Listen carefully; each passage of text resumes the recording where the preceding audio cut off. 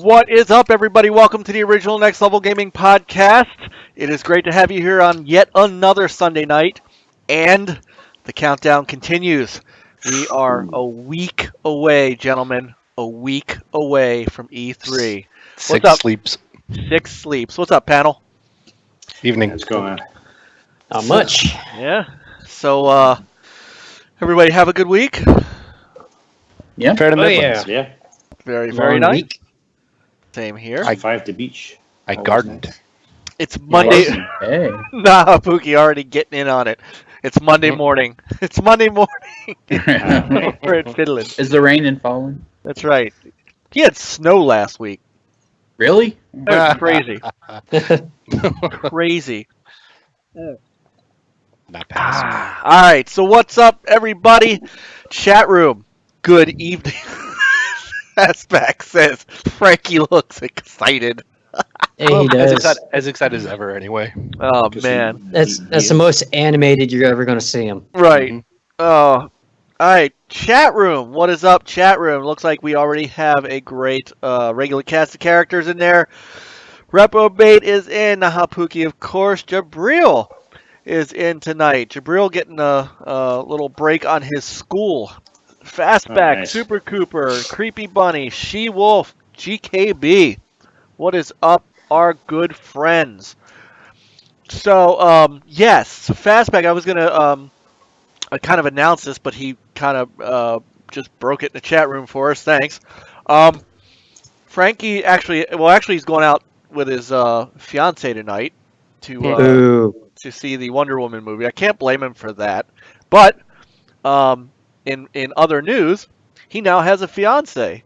He has asked his. Can't believe she said yes. I know. He has asked Jen to marry him, and somehow she has said yes. So congratulations, Frankie. Yeah, way to go, Frank. Yeah.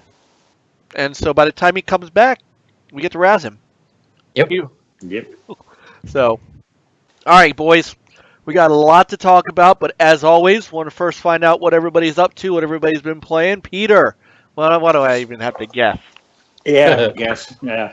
Ghost Recon, Wildlands, Recon. or Narco Road. Just hammer out the last couple of things, and then moving on to the new DLC You are all So- Ghost Recon all the time. all the time. It's just a fantastic game. I don't know what it is. It's just I don't know. It's a good game in my opinion. I gotta get. I once I get through a couple other games, I'm gonna get into it. He lies. Hey, He lies. Nice. look, Yeah. look, Well, be happy. I'm Yesterday playing what I'm that playing. 2018, I think. Well, if it's the same amount of time he took to play Doom. I'm still playing it. Yeah. Mike likes to die a lot. Oh, I'm a missed that glutton. moment. I'm a glutton for Get punishment. good, Mike. Get good. I am. That's why I'm playing it on ultra violence. Cause I am no pussy. I'm just saying. I just put it on, what was it, the medium setting, like normal setting, I guess it was, and Screw just that. That's blasted Doom. through it It's that Doom. It's Doom. Yeah. There is no medium. You don't play that game on medium setting. way. If the achievement doesn't say I have to play on high level, I'll play on the normal, whatever. Yeah. Fair enough. So what else you playing other than Narc? Well, you were on vacation this week, so you can get. I was on vacation, yeah. And the thing is, like, I brought my Switch, but I haven't touched it. Just after all the beach and all the other stuff, you lay in bed, you read some Twitter, and it's like, all right, I'm going to call it a night. Anytime you read Twitter, you just call it a night because Well, yeah. that's all there is. Yeah, I guess so. No. But let's see what other games I've been playing. Did my Forza-thon to unlock that Porsche Macan Turbo. Nice. It's going on till tonight, I think. So Yep. better get in on that if you want that. If you want that particular Porsche for free. Oh, and there See you were in like the two horns for free, like a rooster horn and something else. Well, now that you're back, now we can do the 4-player Forza Hot Wheels co-stream. Oh yeah, it's awesome. I've been waiting the to whole do co-streaming. Yeah, I was talking Yeah, to Nate Our and first I we official have been game night. co-streaming like about every night. I think. Yeah, you with, guys, have been Wildlands. you guys have been rocking that. I wish there was a way. I had to figure out a way to get that. I wish you could export the co-stream because I would make it so Yeah. easy to make it into a video. True. True. And yes, I am eating 3-year-old cheddar cheese tonight because I just feel like it. It's extra. It probably extra. tastes good. It's You can delicious. taste the oldness. It's absolutely delicious. It's one of those things. Oh. makes me think of the time that I ate like 17-year-old M&Ms. I don't think What? it's the same thing. Yeah. I don't think Yeah, I it's was- the same I thing. I was in the Nah, service. it's still good. I was with the United States Marines, and I had a meal. We're ready to eat. Everything was pretty normal about it. It was what was it? It was spaghetti and meatballs, and I heated it up, and it was good. Didn't think nothing about it. Reached into the bag because every bag has a dessert, and I pull out a 1984 Olympics commemorative bag of M&Ms, and it was 2001. Okay. And you Could have been and- worth something. And you I ate just- them. Yeah, absolutely. I did, but I had already eaten 17-year-old spaghetti, so Yeah. Just Alrighty. all right. that was So- fantastic. It's to toughen you up. Good evening, Annihilator 83. Welcome in. It's good to see you again. All right. So Jason. Yeah. So Jason's got a new job, right? Yeah, I Congratulations. finished my last job, well, officially, when was it? Thursday.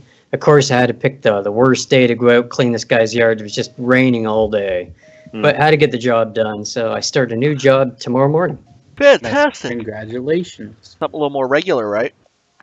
Oh yeah, 8 to 4 every day, except for weekends that I know of. Nice. So- So, all right. Well, hopefully, so we're gonna have to make sure that we are succinct and not too terribly long on our podcasts, because now we have two people that have to get to sleep so that they can get up Yeah. early. So we'll make sure that we're keeping on track. So, but what you been playing? Well, I played a bit of NHL 17. I picked that up as like $13 on the PSN store. Well, it's on sale on Xbox One, but I don't know. I got a couple of friends that play it on the PlayStation, so I thought I'd pick it up on that. Why not? What else have I played? I was playing some Left 4 Dead 2 today. That was quite a time. All Kept friends. dying. That happens. Oh yeah, I decided to increase the difficulty, and I wasn't getting very far, but I was having a blast anyway. Nice. All right. Other than that, I've been pretty much spending the week with my wife because she's going to be busy working. I'm going to be busy working. We're never going to be seeing each other, so Oh, kind of one of those weeks. yeah. Is that her in the coffin in the background? No, she's not here. She's at work. She's pulling a 12-hour tonight. Oh, She gets home tomorrow, and I'm out the door. I don't know how she does that. Yeah, I don't know. I couldn't. So 2 a.m. I become slap happy. yeah. Kudos, man. Kudos for that. So, all right. Well, tell her we said hello. Alrighty, I'm sure she's probably maybe watching. I don't know. She might be. Might get Hey, that text shout later. out. Yeah. If she's watching, hey Shannon, we love you. Yes, all of us. All right. So Nathan, once Hey. again, sporting the Call of Duty WWII hat. I know, right? I need to get some new game swag. They do a lot of movie swag, but I don't want to see a game swag. Usually it goes to all the people on YouTube. By the way, welcome in, Brendan. Brendan Thompson. Hey, what's So up? He slid in there. I saw it. So what you got behind you this week? The Black Ops 2 care package. I should have did it when it went backwards compatible, but it has actually a drone inside. What? Yeah. It was pretty nice. I probably won't get it out, but it has coins and everything. Okay. Oh, that's pretty cool. Yeah. Cool. Like an But, actual yeah, it's in drone? this box. Drone? Yeah, it's an actual drone. See, if I bought these toys, my wife would kill me. Yeah. Yep. What are you wasting all your money on that stuff for? It's not as cool as Super Cooper's drones, but it does. But now you know why I'm all digital, right? Your not wife much doesn't know. Hey, There's not much evidence. Yeah, if you buy a game digital, your wife doesn't know about it because there's no physical disc she can. That's new. I haven't seen that before. Hey, did you guys know that there's 12 games of gold every month? What? I get them digitally. Oh. There's 12 games of gold every month if you ask my wife. Very nice. Nice. Very nice. Apparently, Juan's wife does not watch the show. Right. No, she does not. She could be peeking through the doorway Right. behind Wait you. till she comes busting down that door. Juan! What? You spend what in a month on games? There's only 4? All right. Well, what you been playing, Nathan? Me? Oh, 100%ed Narco Road, so I'm gonna help Nice. HBK finish his Narco Road and hop on the Fallen Ghost with him. Yeah. All right. I Can't still wait. need to finish That's the pretty hot. actual, I don't know, main game. I got to finish that. Maybe One you day. and Mike can team up. Yeah. Yeah. Hey, I've got maybe 7 more guys I got to take down. That's about it. So it's not too bad. Nice. Lots That's of a fun, collectibles still. If you need Oh, backup, yeah. just say, "Hey, we got you." Yeah. And I endorse Brandon's comment there. Halo over Call of Duty. Yeah, I endorse that.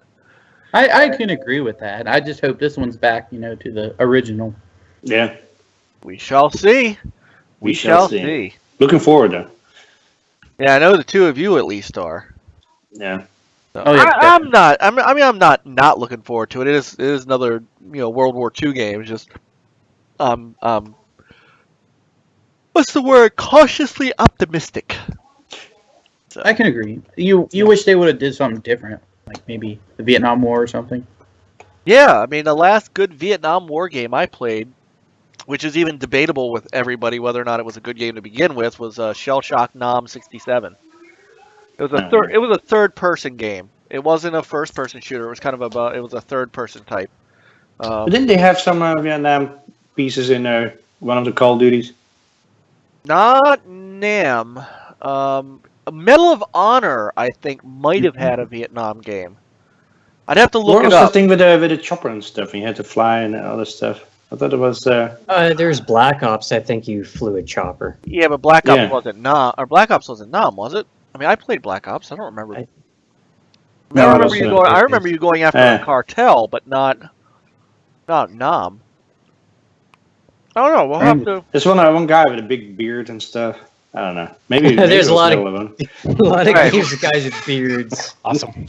Brandon is saying Black Ops had a Vietnam section. I honestly, it's been so long. It honestly has been a long time since I played it, so he's probably Yeah, right. And I just don't remember. that's what I was thinking. I thought that there was some Vietnam parts in it. As I remember, you played the Russian roulette or whatever in that one spot, and it was kind You're right. I do remember that part, Yeah. but I don't know. Maybe it was a flashback.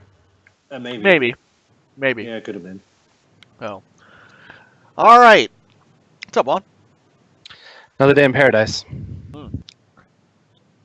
Loving your Evo series. And Yeah. you've been plowing the content lately, man. That's Yeah, I've had some time. The overtime situation at work took a little bit of a breather, so thank I've had goodness. a little more time. It's Hey, temporary. Frankie.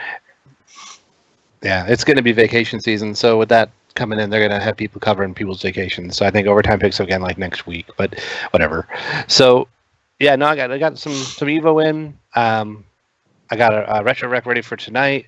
I finished Mad Max, which is nice. really Nice. solid. Like So good. I still need to finish that too. it's Yeah, a me too. legitimately underrated game in my opinion.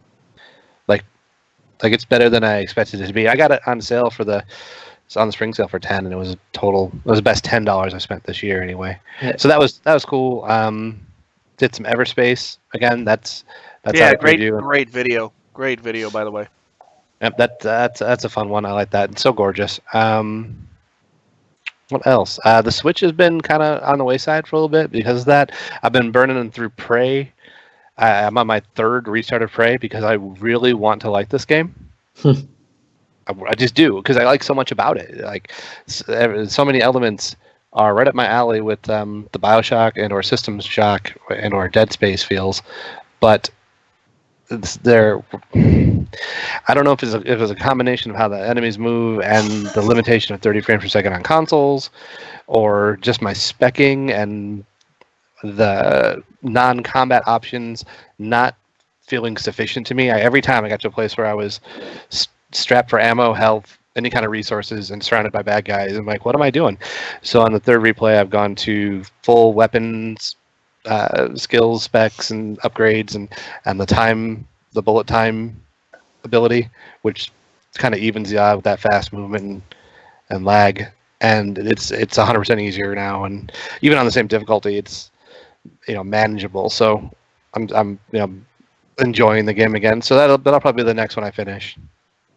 Okay. Well, any of the stuff that we saw, that the Evo, the Everspace, I think we have a Shadowgate stuff coming. It's all up on the channel, and make sure you are liking that stuff, because it's funny. And I told you on one of them, I think it was, you were beam streaming one of them, and you sounded different. Yeah. Even different than you sound now. I couldn't place it, but it was really, I can't remember what video it was. But It would have been the Everspace. 'Cause it that was the on- Everspace, right? That was on Mixer with the Xbox chat headset. Right. No, it was weird. You sounded totally different, like a different voice and everything. Yep. So. But we have past retro rec in Shadowgate, which is actually in the console, so forget that. But Shadowgate on the NES, I just started a playthrough on that, and it's going to be a little bit different for me, for anyone who tunes in, because it's all text-based. So I felt I needed to narrate the text as opposed to just being silent and having people try to watch the video and read it. For those who maybe are doing something else at the same time or whatever, but I can't do the whole like character narration thing. I can't read things in character voices. Even when I was a D&D player back in the day, I couldn't do that. So there's just none of that. But it's something different, and an old NES game I love, and I want to put it on the list of things I've done this year. So when that goes up, I hope people enjoy that. Well, the stuff you put up is great, so I would expect they do. All right, and of course for me, hey JD from Play and Listen podcast, one of our great friends. Unfortunately, we asked him if he wanted to come on and help us take a step up from Frankie, but he was a little busy. So he's checking us out, and so my week has been Doom, and more Doom, and So now you know. yeah, I cannot, I do not, I can't believe that I waited a whole year to play that game. Did you smack yourself for that choice? Twice, because Good. I'll tell you, there is something special about what Bethesda has been doing lately. Whether it's Wolfenstein, whether it's look, Prey is going to be one of these games that's on the fence as far as the grand scheme of their awesomeness, but we know Fallout 4 was a big game, and Dishonored people could take or leave, but I tell you, when it comes to the id type stuff, the Wolfensteins and the Dooms, the stuff that's id's bread and butter, it's no wrong right now. I mean, between Doom, between Old Guard, New Order, I don't know what's going on. I haven't done anything. I don't think anybody's played Quake in their Quake out yet, or is it still just betas? Betas, first I know. Betas. Yeah, that's what I thought. Yeah. And I don't know anybody who's really played the beta, and but I tell you, those games are nailing it, and I'm also, it's one of the few games I'm obsessed with trying to find all the secrets. Like if I get out of there and I don't have all of the elite guards, so I don't get all the Praetor tokens, if I don't get all the weapon bots, I'm not happy. And if I can't get, there's a couple of levels that I'm missing a secret, in each level, and it's bugging me. But at the same time, I want to finish the game, and I think I'm finally on the home stretch. There's another one of those games where you get so far, and you're like, aha, here's the end of the game. And the game goes, no, it's not. You have a whole half left to play. But now I think you know why it was like a Game of the Year contender for me, because the design choices they made with of rewarding aggression instead of having to find cover and huddle for health, but by the glory kill and the chainsaw system being a way to restock your health Yeah. and ammo in a fight, rewarded by being ultra aggressive. That's such an amazingly smart design choice. Well, and Yeah, true. Yeah. well, that's Doom. Doom was never a cover shooter. Doom was, and always should be, and always has been, a run and gun, save your life kind of thing with a little itty bitty bit of exploration mixed in. But Here's a gun. Here's some armor. There's some enemies. Go have fun. Yep, your guy doesn't. That's it. Your character No doesn't. cover for you. Yeah, your character doesn't talk. Hide behind that barrel. Guess what? It blows up. Exactly. Yeah. You basically kill anything that moves, and it's not even like you don't even have other NPCs to interact with. If it moves, you kill it. That is how Moves, shoot it. if it Kill it moves, or get killed. Exactly. And let me tell you, on ultra violent, if you get into as you're moving along, you find those what do they call them? The red things you pull the heart out of, and it calls. Oh yeah, I know those things that kind of spawn the enemies or whatever. Portals or right. Yeah, whatever they call it. And when you are doing that on ultraviolet, there is no time to think. You run, you move, you shoot, you go. You hope you stay alive. And there's a couple of other places that don't even have that. That just, it probably took me 2 hours to get through. There was a section in hell that I was you got to find your way out of Mars, and the last section before you find your way out, you must run into almost every single enemy that is in the game, and you don't have the luxury of standing and aiming. You move your ass and shoot lots of rockets and hope you can get. It got to a point to where like you want to just go and immediately get like the weapon upgrade or the upgrade. Like in this particular area, it was quad damage, and Nice. at first I'm like just running to get the quad damage, but then it would run out before the big guns came. So I ended up having to switch strategies, kill everything I could up until the point where I couldn't do anything more, then run and get the quad, and then pray. And still pray. So that is that's just an awesome game. Be ready for that final boss, man. I'm telling you. I don't. Yeah, I'm sure. So, all right. Something is not working with the podcast chat at the moment. It has gone. Dark. You broke it. Yeah, it's just gone out. It has gone rogue. It has gone doomed. rogue. So, let me hang up to try to fix it. Technology at its best. Yeah, I'll try to fix it while we're watching the first video. All right, so let's get down and dirty with the news and the stuff going on. We'll try to get the YouTube chat fixed in a moment. There we go. It's back. I fixed it. Thank you, Jason. I appreciate it. Not a problem. Awesome. All Don't right. know how I did it. I just did. All right, so everybody knows that we're going to do our E3 predictions tonight, but that's not where I want to start because I think that's where we're going to spend the most amount of time. So we're going to go through a couple of pieces of news. First and foremost, EA, which of course will bleed into some E3 discussion, announced their newest Need for Speed game called Payback. And since a couple of you guys have not seen it yet, I figure I'll let it run, let you guys watch it, and then we will discuss. Bring it on.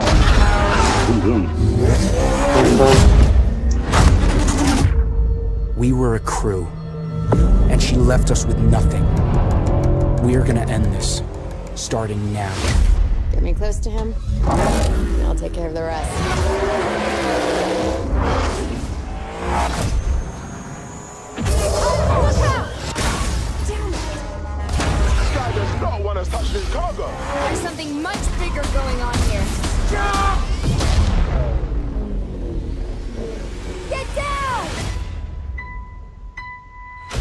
explain that? You built this all yourself?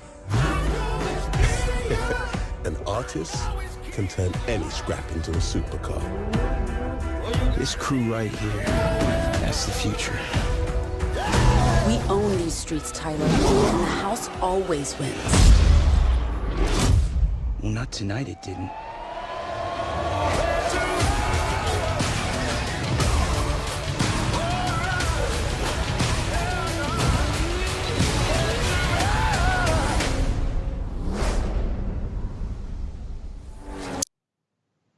And there you have it. Need for Speed, Payback. As soon as I seen it, I just thought, Everybody, Literally go to everybody. speechless right Everybody throwing Coming to I the know. vault to you in I don't know, I thought 2018. I didn't I'm want to ready. be first. I just thought Well, if you're Fast not and the first, Furious you're by last. watching that. If you ain't I just first, thought it was you're another last. Fast and the Furious movie. That's all. We've already seen it, everybody. Let's move on to the next game. Well, Yeah. okay. I'm not quite sure what the goal is, though. Well, I haven't even seen it, but it sounds exactly like the Fast and the Furious movie where the crew gets betrayed by a lady, and it's revenge, and it's Well, Something like that. the last, the Hopefully, last it's not like a game, big movie though- thing like the previous one. Oh, but the last game was. I mean, it was very story driven. I mean, this isn't the first. Yeah, I think there's too much story driven, in my opinion. I don't know. I don't care. I just like the race. I Yeah. don't need all that, drama That's why we around do it Forza. and other stuff. Yeah, exactly. I don't mind it existing or anything, and I actually think I liked the format of the more recent NFS game with the kind of cheesy real time, or not real time, FMV segments, because it took me back to like the old Wing Commander 3 days with Mark Hamill and the FVV or FMV video sections. So I kind of let that go. Problem I have with that game, and I haven't heard yet about this one, was that it was, it didn't have the ability to manually shift. What racing game doesn't let the player shift gears? But what is that? It has a phone button. Well, it was but an no gears. arcade game, No. So and they did add that, by the way. I mean, it's true. I mean, yeah, they got cajoled into it. This is true. I don't know if they got cajoled, but they did. Anyone who's in the racing games wants to be shifting. I mean, anyone who is a driver or a racer. okay. like I me, was gonna say who's wants a to shift driver or racer, because I'm perfectly fine not shifting. gotta be shifting. In I'm too some lazy to games. shift. In You some know- games. With the times I put up when we do our rivals challenges, when we do the bounty hunts, the manual shifting's part of it. You're faster with manual in Forza. Well, Just in case nobody knew. yeah, I'm not saying you're not. I mean, part of that is, obviously the gear shifting and the your time to gear ratios and things like that. Of course, that has an effect. But Well, just the manual transmission button, it makes a difference because you can keep the revs up by putting the clutch in manually. The game, when you use even when you use a manual transmission with the game, if you're not using the clutch, it will bring the revs down between gears, and you will lose that momentum of your engine pieces going into the next gear. And so there's just a little bit of a speed boost with the clutch button. But anyway, aside from that, all that technical stuff, with the new Need for Speed, it'll do the things it does well, right? I think the cars look good, and if you're into the whole Fast and Furious street racing culture, which I'm not, very against that in a sense, because I don't like the glorification of it. It's not legal. It's putting people at risk. I do racing, at least I have. I'd like to get back to it someday. But when I was racing, it was on a course. It was done in a safe manner. It was responsible. Everyone had a good time. With street racing, people could be dead, and so I don't like the glorification of it. But if you're into all that crap, this game will do that very well. It's going to have the body kits licensed by the people who make them. You're going to be able to do a lot of customizable visual stuff, and it'll be a moderately acceptable arcade racer. We'll see if it has the rubber banding problem that the last one had, because the last one had some really ridiculous crap where I ran into a bridge abutment and there's no way I should have possibly seen anyone else that race. But I won because they were on some street doing like 5 miles an hour waiting for me for no reason. Uh-huh. Yeah, So- I can understand that. So, it'll be a vault game for me. Okay. I mean, in honesty, this is what the people buy.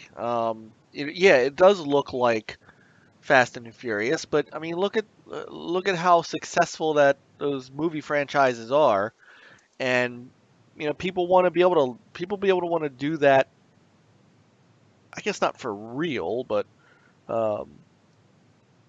they want to be able to do that at least in an interactive sense. So a game like this is pretty much scratching that itch without actually being called Fast and Furious.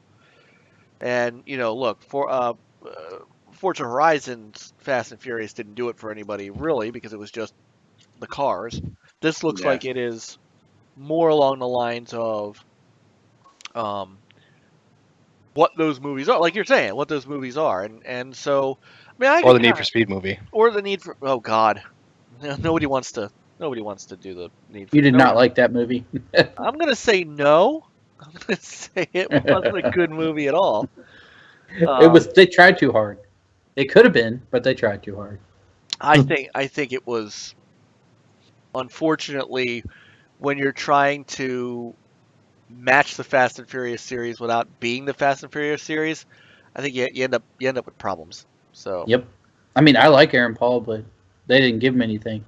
No, they didn't. And you know what? Look, even the Fast and Furious movies are now. I mean, I think we're approaching the end of the line for this. There's only so much more you can do with it, and Every time you think they're done, they come out with another. There's going to be more of those than Saws in the end. it could be. Well, new Saw's coming out this weekend. I mean, it's October, right? Good grief. What version is it? 12? I think it's 8. Yeah. So it's going to be them racing when they're like old men or something, can barely move. They, pull out their walkers to try to run away or something like that. Yeah. Vin Diesel doesn't age. Come on. Everybody ages. I'll be in the minority on this, but I would love to see Need for Speed go back to its roots with something more like the Road and Track presents the Need for Speed, which was really more about the cars than the street racing culture. I mean, you had supercars, you had the various like pantheon or scale of them, and there was racing, and it was a credible racing game for its day. But additionally, you had like the almost like documentary breakdown of the cars, almost like a segment from say the old Top Gear, or if you've ever seen the show Auto Week, that kind of almost like a car review kind of thing. It was really in depth, and at the time, the full motion video aspect was kind of neat. But I think I'd like to see it go more that route, the more worship of the cars than the street culture. Yeah, but I think that's what a Horizon game is for, somewhat.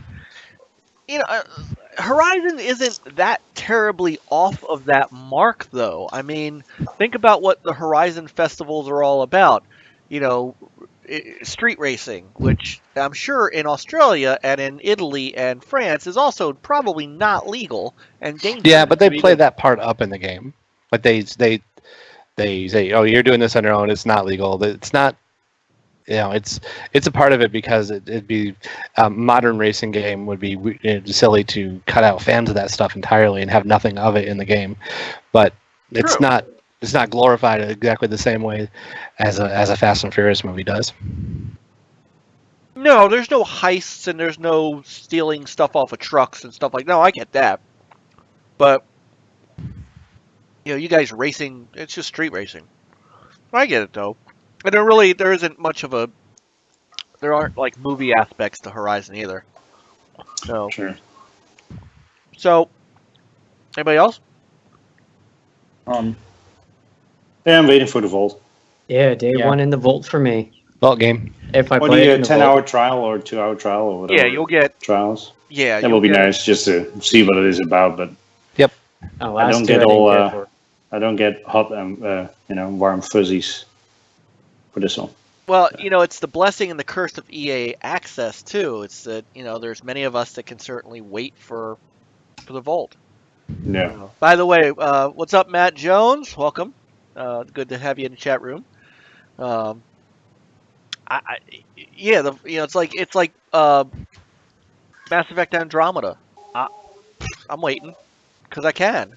I got enough I to play. almost bought it when it was on sale, but then it's like there's still so many other games that I want or need to finish. That Right. I mean, why pay for the vault if you're not going to use it? No. So I'm with you. All right, Frankie.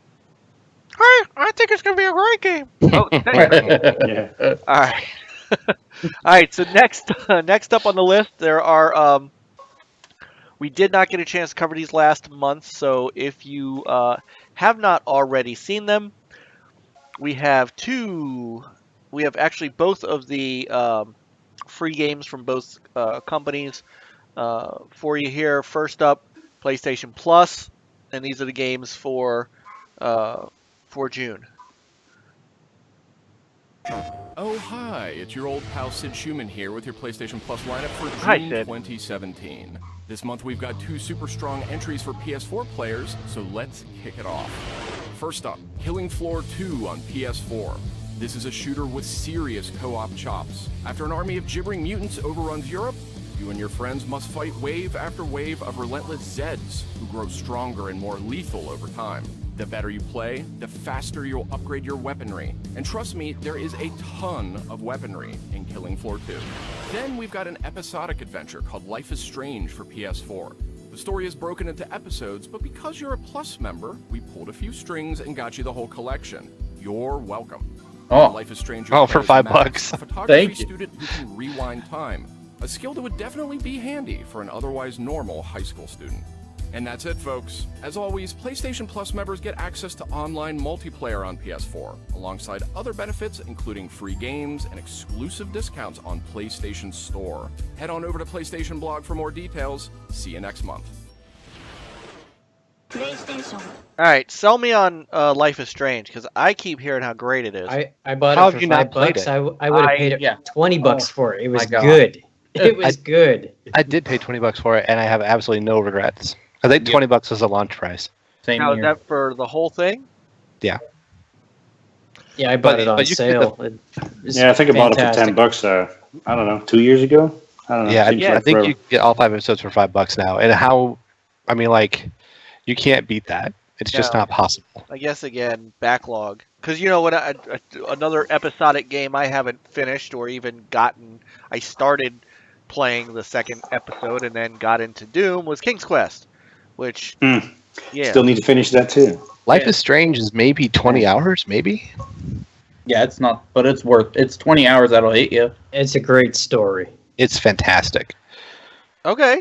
I think I left off in the bathroom, so that's like pretty much at the beginning. It was a legit Game of the Year contender for me, right alongside Rise of the Tomb Raider and Ori, because I'm pretty sure that was the year it came out. Okay.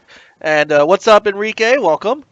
The Basement Radio Arcade podcast, which comes at you, I think, on Wednesdays now. Wednesdays at 9. Go ahead and let them know. So, Killing Floor 2 is the other one. Now, that, to me, it's really funny. I am playing Doom at the moment. Kind of looks like Doom. Looks like Doom with Doom. It looks like a poor man's Doom, which could be a good thing. It's a poor man's Doom. Have any of you guys played it? No, but for a while I've actually been thinking about it. Was on sale one time. I was going to get it and thought, nah, I'm just going to hold off. And good thing I did. I mean, it looks like fun. So there was a previous one. Yeah, as I understand, it's something akin to a Left 4 Dead. Left 4 Doom? Left 4 Doom. I could get into that. Cool. All right, I love Left 4 Dead. Rest in peace, Valve. Yeah. Well, So I was playing some of that earlier today. Pretty good, can get very hard. Okay. So, all right. So that is the PlayStation side. Let's move over to the Xbox side, and let's hear from Larry. Oh gosh, Larry.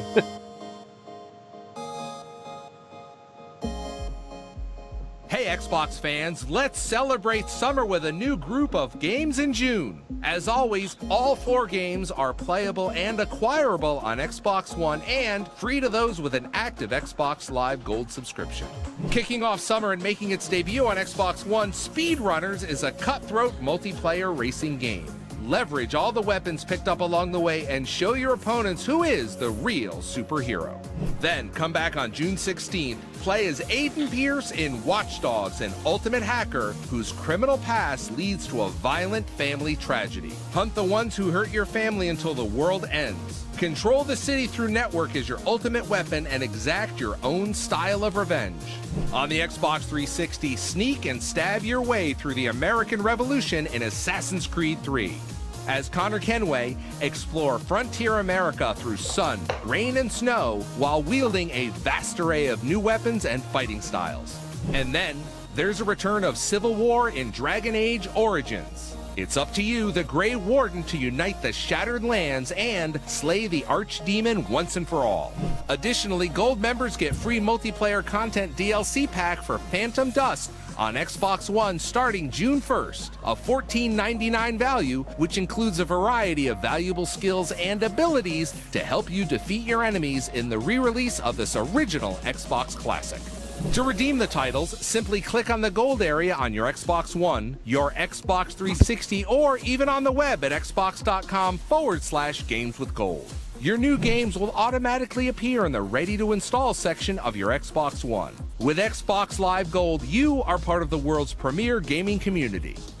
And there you go. There's Microsoft's. Solid month for both. Yeah, I mean, can't complain. I can agree with that. Yeah, I need to get Speedrunners because that looks like a lot of fun and probably something that would be fun for us to stream. Yeah, that probably would be. You know, Watch Dogs. I liked Watch Dogs. I liked the original. So did I, Mike. And I like the first one better than the second one. Just the story and stuff. I prefer the first one. Peter liked a Ubisoft game. that doesn't happen. No, I would like to get that. I don't think I've downloaded it yet, but I have to do that. I never owned it, but I would definitely give it a go. I think you'll like it. I've never played it yet either, so I'm excited. I played it all the way through. Watch Dogs 2 is in the backlog. Oh crap, I forgot it was in the backlog. I'm almost done with that game. It just, in the end, it starts becoming a kind of a drag. That's the problem, and it's that open world in this thing. So, yeah. Well, the puzzles are kind of the same, just a different, Open world repetitive now I can't even say it. Open world repetitive content syndrome. Yeah, I mean it really, and unfortunately, that's what you're gonna get. It's what I'm digging about the id games that I've been playing, the Dooms and the Wolfensteins. Like that Doom's not, it's not open world at all, but it's huge, but it's linear in a way, and I love it. Love it. So, but Watch Dogs 2 I thought was good. I enjoyed it. Peter enjoyed it. I'll get through Watch Dogs 2 at some point before Watch Dogs 3 comes out. You sure about that? I hope. Assassin's Creed 3 I played halfway through and then I was done. I was done with Assassin's Creed. I mean, that's my least favorite one. This third one. Black Flag didn't do it for me either. Oh, I love that Black one. Flag. Oh, Yeah. I love it. Really? Yeah. The whole pirate thing. Awesome. Oh yeah, that was fun. I guess maybe I'll have to give it another try. I just couldn't. I don't know. I lost my Assassin's Creed and 2 and Brotherhood. I loved so much, and I just lost my interest in it. It was just like the same thing over and over and over. So. Well, as long as it doesn't have the animus or whatever the thing is called, that was kind of like a distraction. Right. It was that was the main point, was the animus. Yeah, but I can see that, in the very first and second game, and after that, it's like it becomes annoying. I need to play Black Flag yet. This month will be pretty solid for me. The only one I have out of it is Origins, but to have Origins digitally now is nice for me. I'm gonna dig that because that is my favorite DA.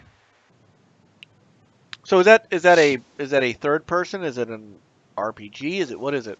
What, Dragon Age? Yeah. Dragon Age Origins is fantasy Mass Effect. It's BioWare combat, like the Mass Effect combat, or almost like a KOTOR, but it's it's fantasy. It's knights and dragons, and it's got a good story, and yeah, it's fantastic. I think it's the best Dragon Age. Okay. Actually, I really enjoyed Dragon Age Origins as well. I played all of them, and yeah, I think it's probably the best one out of them all. The story wasn't half bad. I enjoyed the combat. Mm-hmm. I don't think I really had a complaint about that game. Mm-mm. I liked how it handled the Nether realm, whatever they called it, like the magical realm, or you know what I'm saying. Yeah, I know what you're talking about. I wish I could remember what they called it, but yeah, if you were a mage and you could spend some of your time shifted to this other dimension, for lack of a better term, but it was done really well. All right. So, all that being said, there are your free games for Sony and Microsoft. I can dig it. Yeah, good stuff. Very Solid good. offerings. So, Yeah, both of them stepped it up a little bit, I think. yeah. All right. Let's get to the fun part. Dun, dun, dun, dun. Well, that's fun. Hey! Never heard of E3 before. We are a week away, boys. A week away. Can you believe it? Actually, almost less, because by this time we should be done. Oh yeah. Yeah. Unless we're still yapping about it. Well, or unless we've decided to go ahead and take on the Bethesda conference. Oh, sure. So just to remind people, those of you in the chat room, those of you watching later on, just to remind you, next week we are live streaming and reacting to the Microsoft conference and the Sony conference. So Sunday at 5 is our next podcast, and we have to decide whether or not we want to do a pre-show or not. We'll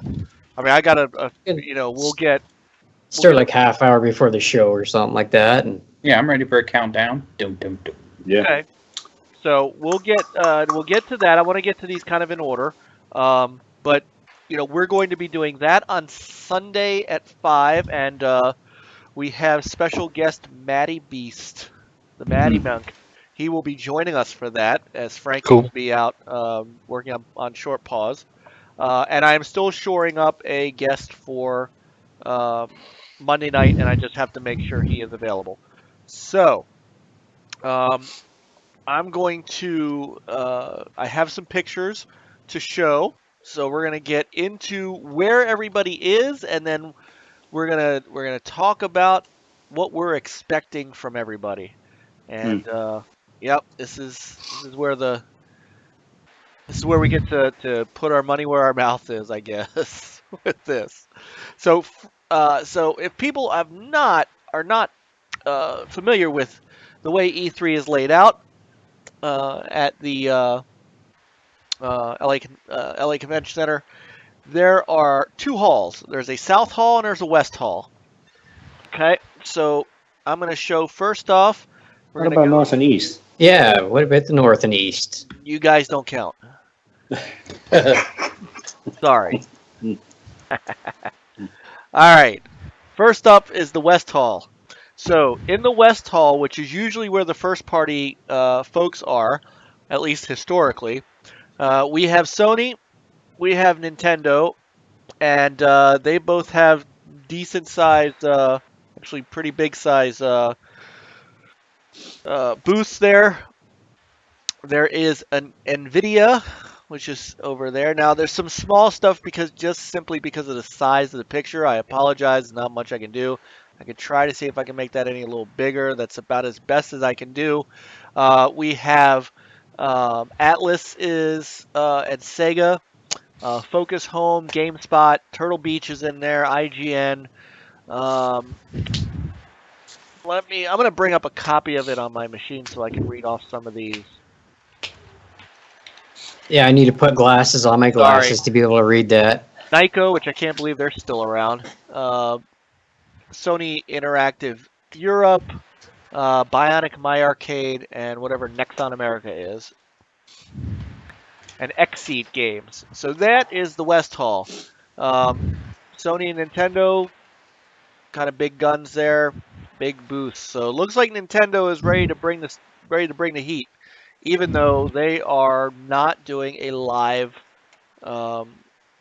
conference again this year. They are, I guess, opting for another pre-recorded thing. Yeah, another Treehouse and another Direct. Direct.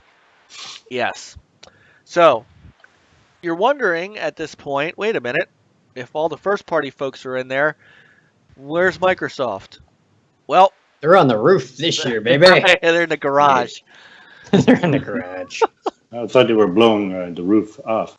Yes. Well, you better hope so. So they are in the South Hall, which is typically your third party hall. So no, let us bust that rumor right now in case anybody is wondering. No, Microsoft is not going third party. No, they are confirmed. It's in the picture in front of us. Confirmed.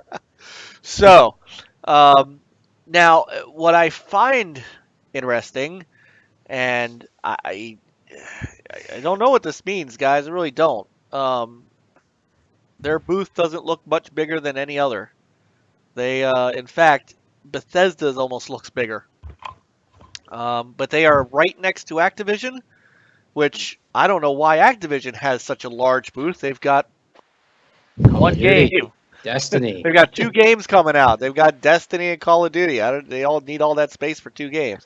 2 big games, though. This is true, but okay. Jason asked, does Sega have a booth? Yes, they were in the other hall. It was the Atlas Sega booth, and they were right below Sony's booth.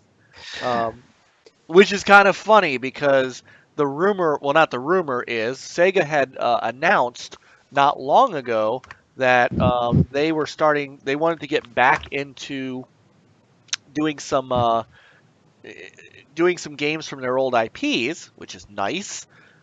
They want to revive some of their IPs, and they announced that they had partnered with a bunch of companies to make that happen. One of those companies was Microsoft. So I don't know what that means. Now, they do, by the way, they're going to publish a game from the guys who were the ex-Lionhead devs.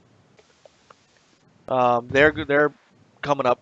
They're publishing a game for them, and I'd be interested to see what else is going on with them. Any thoughts? Any? Yeah, I don't know really what that means. I'm just excited. Yeah, it's cool though. Yeah. And bringing old Everyone's games back it is near good. the best.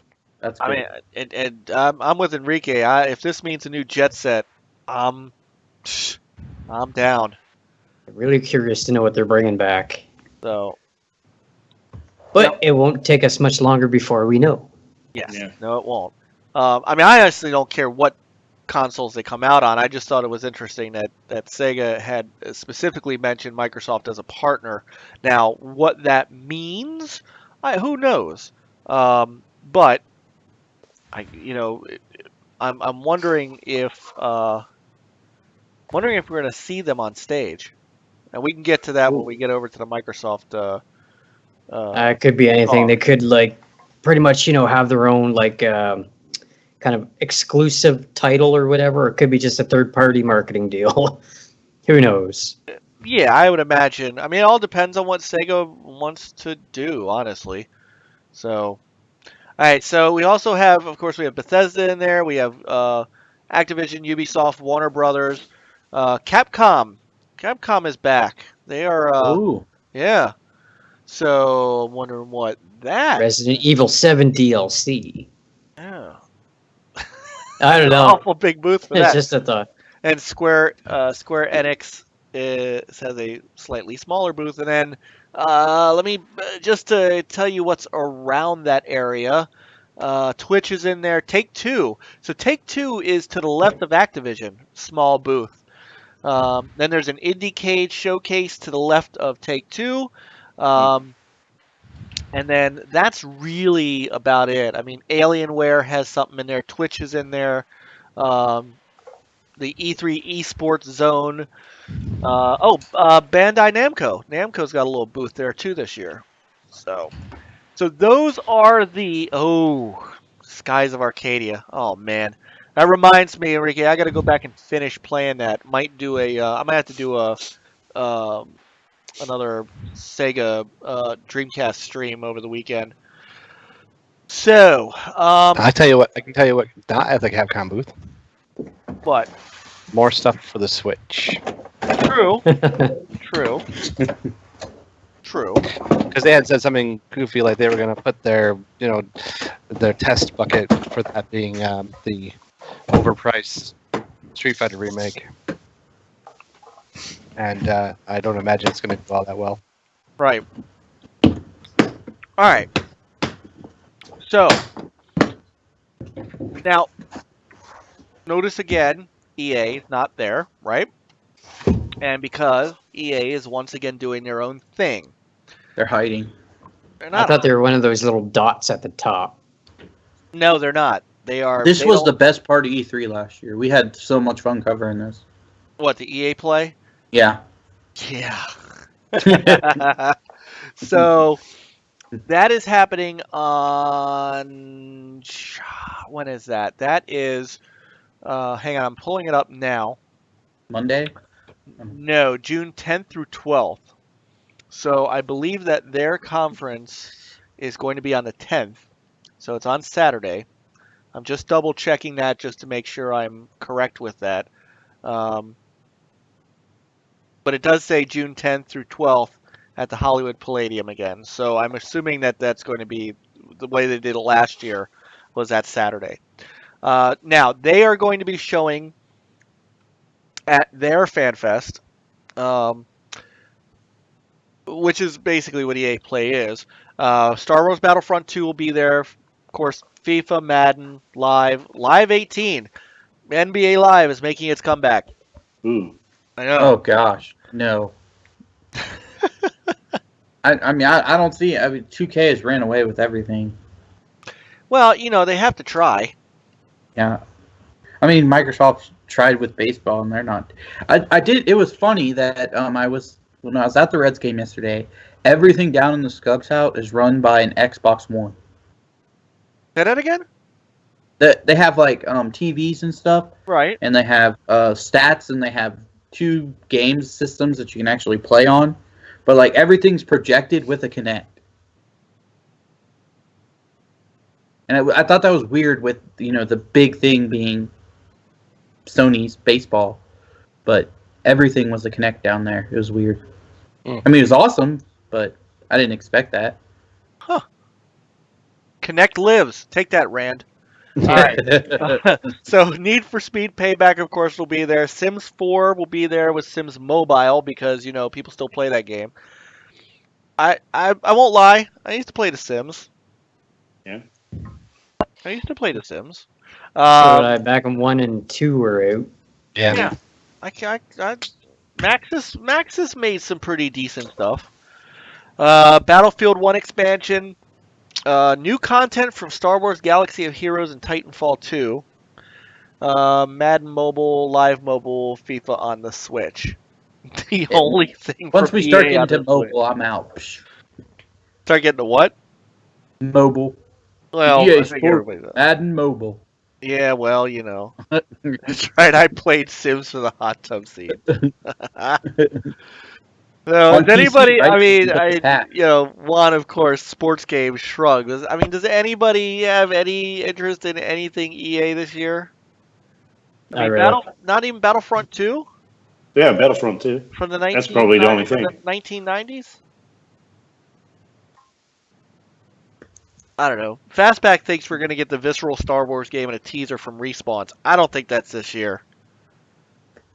I think this will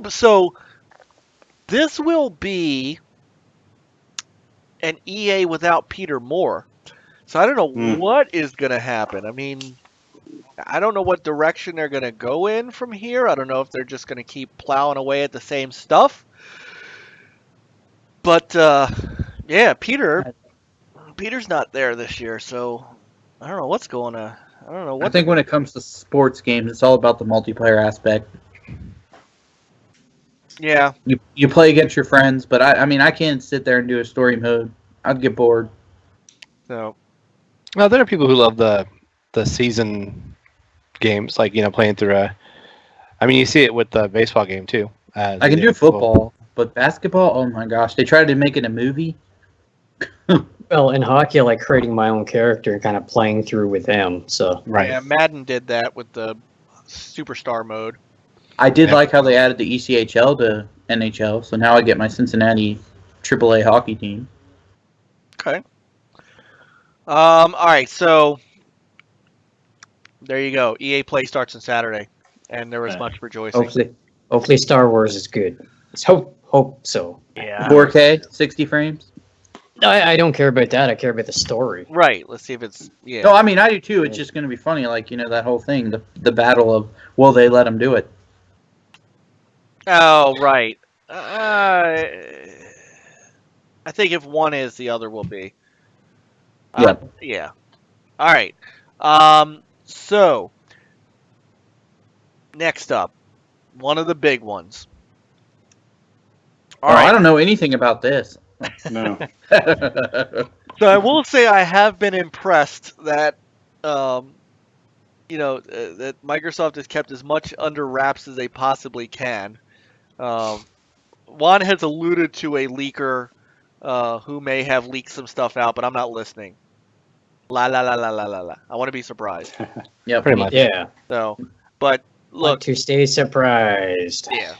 So we have debated back and forth to the reason for them moving to Sunday, for everything that Microsoft has, and I still feel like I stand alone, and I'm okay with that.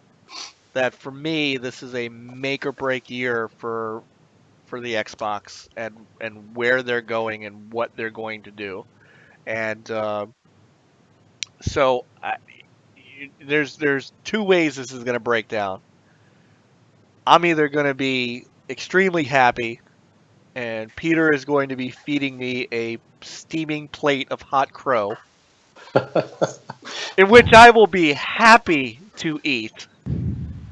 Or, we're all going to be sitting here going, what the hell just happened? And then we're glad we're a multi-console. Right.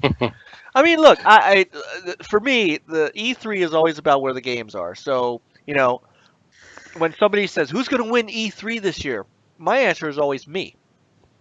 Exactly. When it doesn't happen, it doesn't matter what happens. The games, as long as the games are there for me to play, I don't care who wins the show. I've never cared. I agree with that. Or if the games are, maybe could be there to play in the next 3 to 5 years. Yeah. I mean, even if you win E3, doesn't mean you win the next stage. This is true.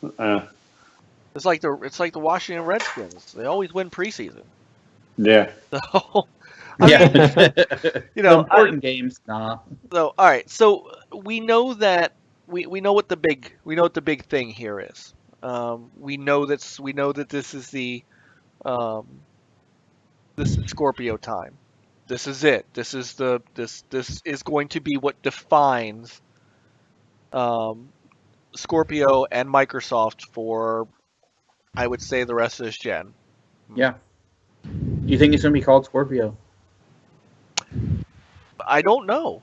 What do you guys? I wish it, but I mean that'd be pretty badass. But yeah, probably not. No, and there's probably some other name that disappoints you. Yeah, like damn, they should have kept it Scorpio. but you know what? I just want to harken back while we're talking about names.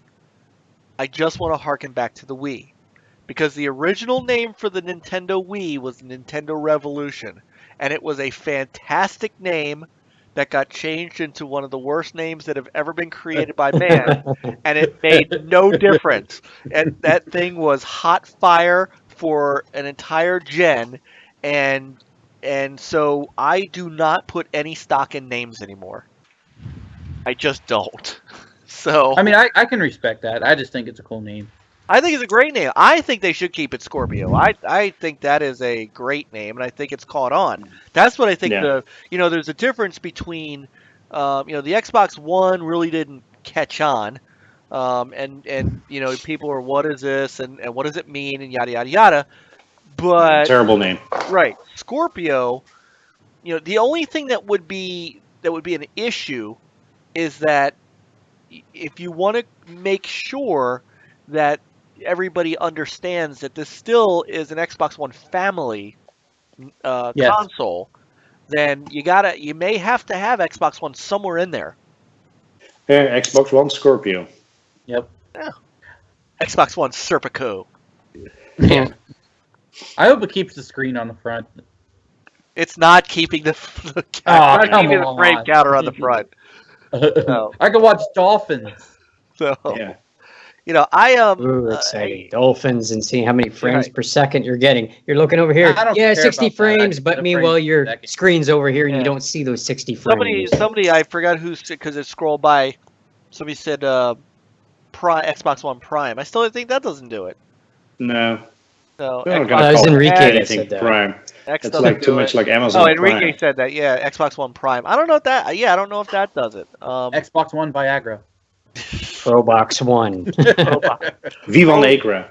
Pro Box X1 box. Direct X box.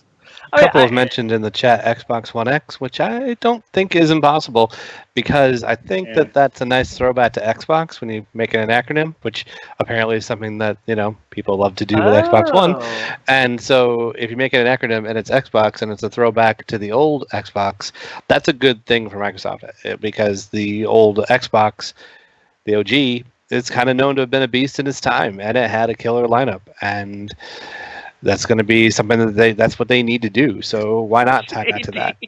JD is listening to us in the car. Thank you, brother. So just so you know, Peter, if you think I'm bad, our friend Witty Mass he is doom and gloom. Like I am not. Like I'm concerned, but I think he I'm ran out of the good stuff. I'm Yeah. obviously concerned, but holy crap. So now Xbox One Elite would be interesting because the Xbox 360 did have an Elite console. Albeit it was just a different color, larger hard drive, and HDMI until the next iteration came out. But Bodie McBoat Box. Nice. Didn't we already Bodie have an Elite Xbox. console this gen, That's though? what I was With thinking. I the, think we have an Elite phone. Yeah. with the hybrid drive or whatever? Oh, Yeah, true. that's We already right. have one. Yeah, that's true. right. So, all right. So the name is one Elite thing. Box One. The Elite Box One. Okay, the name is one thing.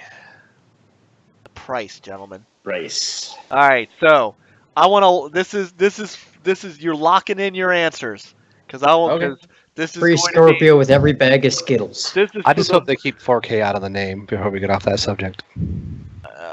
No, they're just gonna talk. I mean, they're just gonna talk 4K. I don't think 4K is. If it's in the name, it'd be kind of weird. Yeah. Yeah. So, all right, gentlemen. I'm not going first. I want everybody else to go first. I mean, I'll go I've first. always maintained $4.99. I'm gonna All right. Are we gonna- stick with it for right now? Before we get started, less? Yeah. Anything less? Okay, well, hold on, Yeah, Juan. it's Yeah. gonna be a bonus. Yeah, one. never mind. We'll just do it. Okay. I gotta Alright. say $3.99 All right. So Peter says $4.99 US.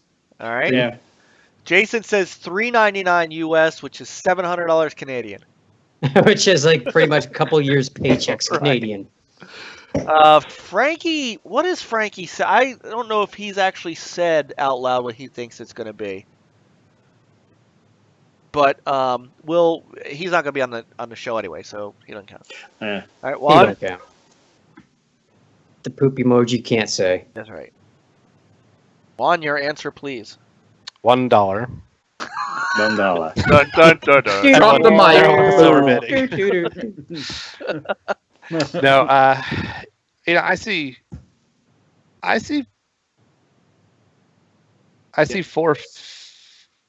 400 being possible. I think 499 is more likely, but I see 400 being possible. I'm gonna say that they're gonna get cutthroat and go 400 with it. I was wrong about the Wii, so I'm happy to. Or not the Wii, but I was wrong about the Switch. I was low on the Switch, so I'm gonna be low on the Xbox One and say, or the Scorpio, and say $399. Okay. Yeah, I think they're going to eat some of that price just to kind of sell more of them. So that's why I figure $399. All right, Nathan. I'm $4.99 and dreaming about $3.99. Okay. So, I've had many an argument on Twitter. I saw that today. I was like, "Whoa!" I'm keeping my mouth shut. Look, for me, I believe they're going $3.99, and I'll tell you why. When they were talking, because what I've heard is, well, Phil's always talked about this being a premium console and so on and so forth. Yes, that was last year. Now we're a year later. The stakes are a little higher. In my opinion, $3.99 is a must for them for this. $3.99 is what gets me there. $4.99, I'm out. And, it'll be a GoFundMe for Mike. Right. If somehow somebody outdoors me one, that's one thing. But at $4.99, I'm out. There's not enough incentive there at $4.99 for me to dive in. If it's $4.98, you'd be okay. I might be able to. Okay. I think it's fine anywhere below 5. Yeah, anything over 500 will be. Yeah, I don't even think I'd buy it if it was over 500. I don't think anybody thinks it's going to be over 500. That's suicide. No. Oh no, there's a whole lot of people who think it's like going to be $800. Okay, I have talked to all. No. Nobody who is hard to seriously. Yeah, without being rude. Right. Nobody. Yeah, I'm trying not to be rude, but nobody with a sensible brain is really going to say this thing's $800. It's just not. Those people are jokesters, and those are not people that, yeah. So, and I'm going to get to this point, Annihilator. I understand it's not for the casual market, but $400 is not a casual console price either. A casual console price is $199. Yeah, exactly. I would think $200 would be casual. So the thing though, and Enrique, I know what Phil said, but Phil has to look at the market. And the fact is, the Xbox One S, which is a damn fine revision of the Xbox One, is still an Xbox One. It's still the console that isn't isn't doing as well as Microsoft wants it to do. I think anybody who thinks that it is, I don't know why they think that is, because if it was, I don't think we'd be rushing to a Scorpio anyway.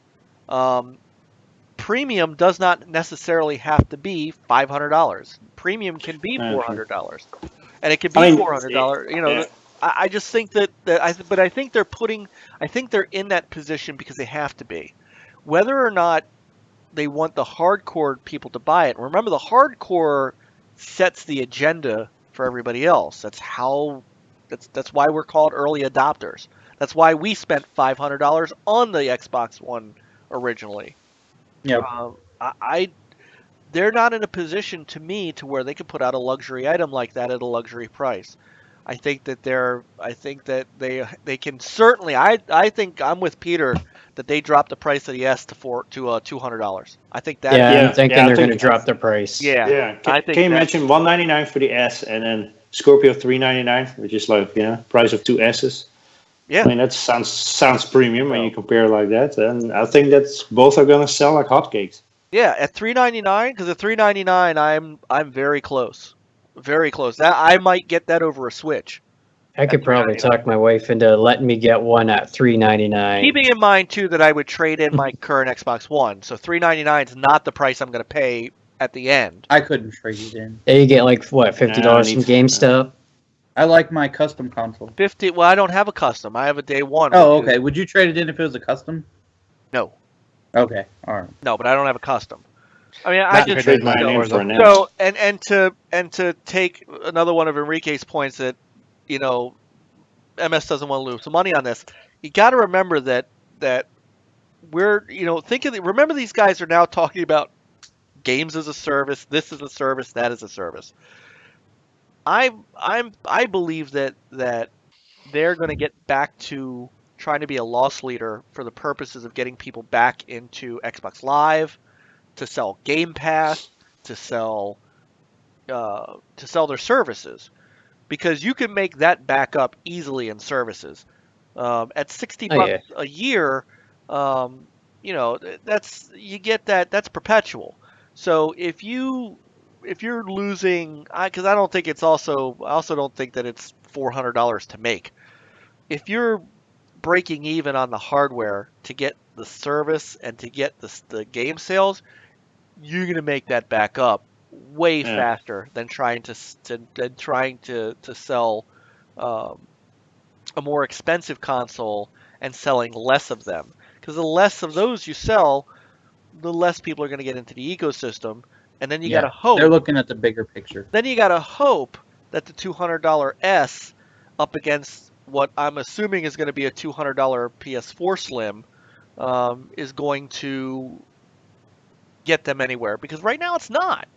Right now the PS4 is still outselling the Xbox. It amazes me how that happens. I mean, I guess it tells you about the 4K thing. Doesn't really do anything for you. No, but I'm just saying that they're not in a position where a luxury item to me is as capable as it was last year. Last year, they were excited because the S came out, the S was selling great, and now they could do it. I just don't think they're in a market position for that. And I think the way that you turn that mindset, they need a mindset shift, at least in the U.S. I see that, Enrique, but I don't know. The suits want money. Now, obviously, we know, you know, the following that Jeff Keighley has, but he just tweeted out a couple hours back about, you know, prediction on the price: $2.99, $3.99, $4.99, or $5.99. 28% of his followers think it's $5.99. Who sent that? Jeff Keighley, the Games Award guy. Uh-huh. Now we know who his followers are by and large, but 28% of his followers think it's going to be $5.99. Are 28% of his followers high? No way. I wouldn't buy it. No way. That's just not going to happen. Yeah, if it's more than 500, then you know it's DOA. Probably I might pass and you know maybe trade my one in for an S and get a gaming PC. There's no way that they're that stupid. Yeah, it's just not possible. No, there's no way that's $5.99. No chance in hell. Yeah. You know, I think Phil walks up. So here's something and I was listening to the Inner Circle. I was listening to the Inner Circle on Thursday or Friday, and there was a consensus between them that I actually agree with. I think it depends on when they announce the price. Yeah, if they announce it first, if they announce the price first, I think it's $4.99 because I think what they're going to do is they're going to announce the price. And then they're going to try to spend the next 90 minutes. And then hope by the end of it you forget. Right. Well, they're going to spend the next 90 minutes trying to sell you on the price, tell you why it's $4.99. I think if they go through all the gaming, if they go through all the trailers, and then Phil just walks out at the end, says goodnight to everybody. Says, writes a number on a card. Right. Well, no, he says, by the way, I'm sorry, I totally forgot. I got one more thing for you. And he turns to the screen, and you think it's a trailer, but it's a picture, and it says $3.99. I think you've set the first off. I think you've set the tone for all of E3. And then I think what you've told your gaming audience is, we understand everything that you have said to us about the Xbox One. This is how we make it up to you. Here is the most powerful platform for gaming, the best place to play multiplats, blah blah blah blah blah blah blah, and here's how affordable it is. And please come back. It's a compelling argument to come back at that. So at $4.99, I'm out. At $4.99, I stick with what I got. At $4.99, I'm still in. Yep, because it improves my entire library. Yeah. At But $4.99, anything higher, okay. then it's like, I'm probably out. not. But I'll who probably, knows? I mean, I'll probably do it higher. I'm a little crazy like that. Like, yeah. if it's $500, not $4.99, I'm walking away. I'm not buying another console. I'm not getting a different one. The Switch and the Xbox can be mine. I'm not upgrading my computer anytime soon. So yeah, I'll go higher. Bring it. Yeah, I'm out at 500. I have a wife and 3 kids. I don't see it happening, but I would do it. $100 is $100. I mean, $100 is 2 games. You know, if I have to spend $4.99, what am I right? What am I actually? You know, what am You're I? not getting Juan overtime either, so. No, this is true. The other question: do you think you're gonna have multiple SKUs, like 2 SKUs? Now that like different hard drive size. Yeah, I kind of hope not, but that could be a way to do it. Because I hate. They did do that for the 1S, didn't they? Yeah, they did. So, you know, it's a possibility. It's possible they have a $3.99 with a 1 gig and $4.99 with a 2 gig. So or 3 or 4, whatever. Enrique says he's leaning towards waiting for a true next console. Here's my question: if it's $3.99, are you waiting or are you in? Because like I said, at $3.99, I think I'm in.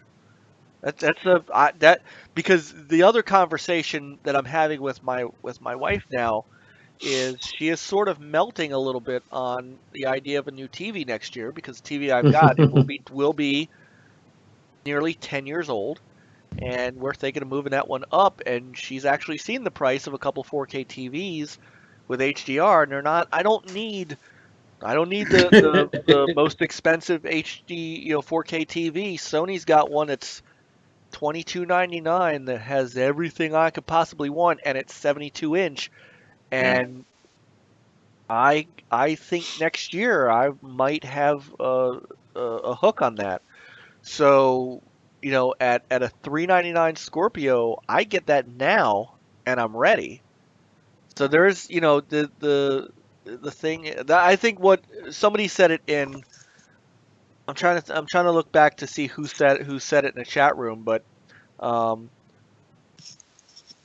better hide your wife. No, it's Juan. It's fine at that price, but it's not the statement that $3.99 is. I think $3.99 makes a statement, and I think it is I think that is a as the kids call it, a megaton. Yeah. It is. I think at $3.99 that just sets the tone for everything. So absolutely. But going back to Enrique's question about a true next gen, I mean, are we going to see a true next gen for Microsoft? I don't know if we're going to ever again.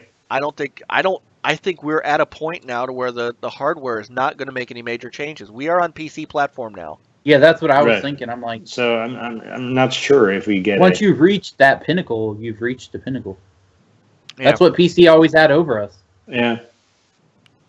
I don't think that, you know, I don't know. I don't think that's gonna, you know, change. I don't think. Yeah, the CPUs, but it's same as Intel and stuff. You know, you're coming out with a. Yeah, I think an i7, i5, whatever, and I think gone. And the same thing with Apple too, with their X8 and X8A, and next is X9 and X10, etc. And it's still backwards compatible. I think gone are the days that we go back to proprietary CPU hardware, power PCs, and cell chips and stuff like that. Yeah. I mean, he says Sony will release a PS5. It's possible. I mean, is it going to be backwards compatible, yay, nay, or are they making a clean cut? They haven't made the jump that Xbox is about to yet. So I can, if they release a PS5, sure, that makes sense. I don't know, you can almost see that every console released, you know, from now and for God knows how long could be just upgrades of what we have now. Like everything's backwards compatible. You know, you can play your games like on the PS6 or whatever in the next, I don't know, 15 years. and all your controllers and all that still work. It could be just like that, because I don't see them wanting to, kind of break it up. Or okay, you get a PS5, all your PS4 stuff is no good now. Yeah. I think they've seen, kind of how people like carrying their stuff forward with them. And how does it go over if Sony does that, saying, yes, you have to buy all your new games, and Xbox doesn't? I can see a lot of people upset if that sort of thing happened. Yeah. All right, so hardware is one thing. We know that's coming.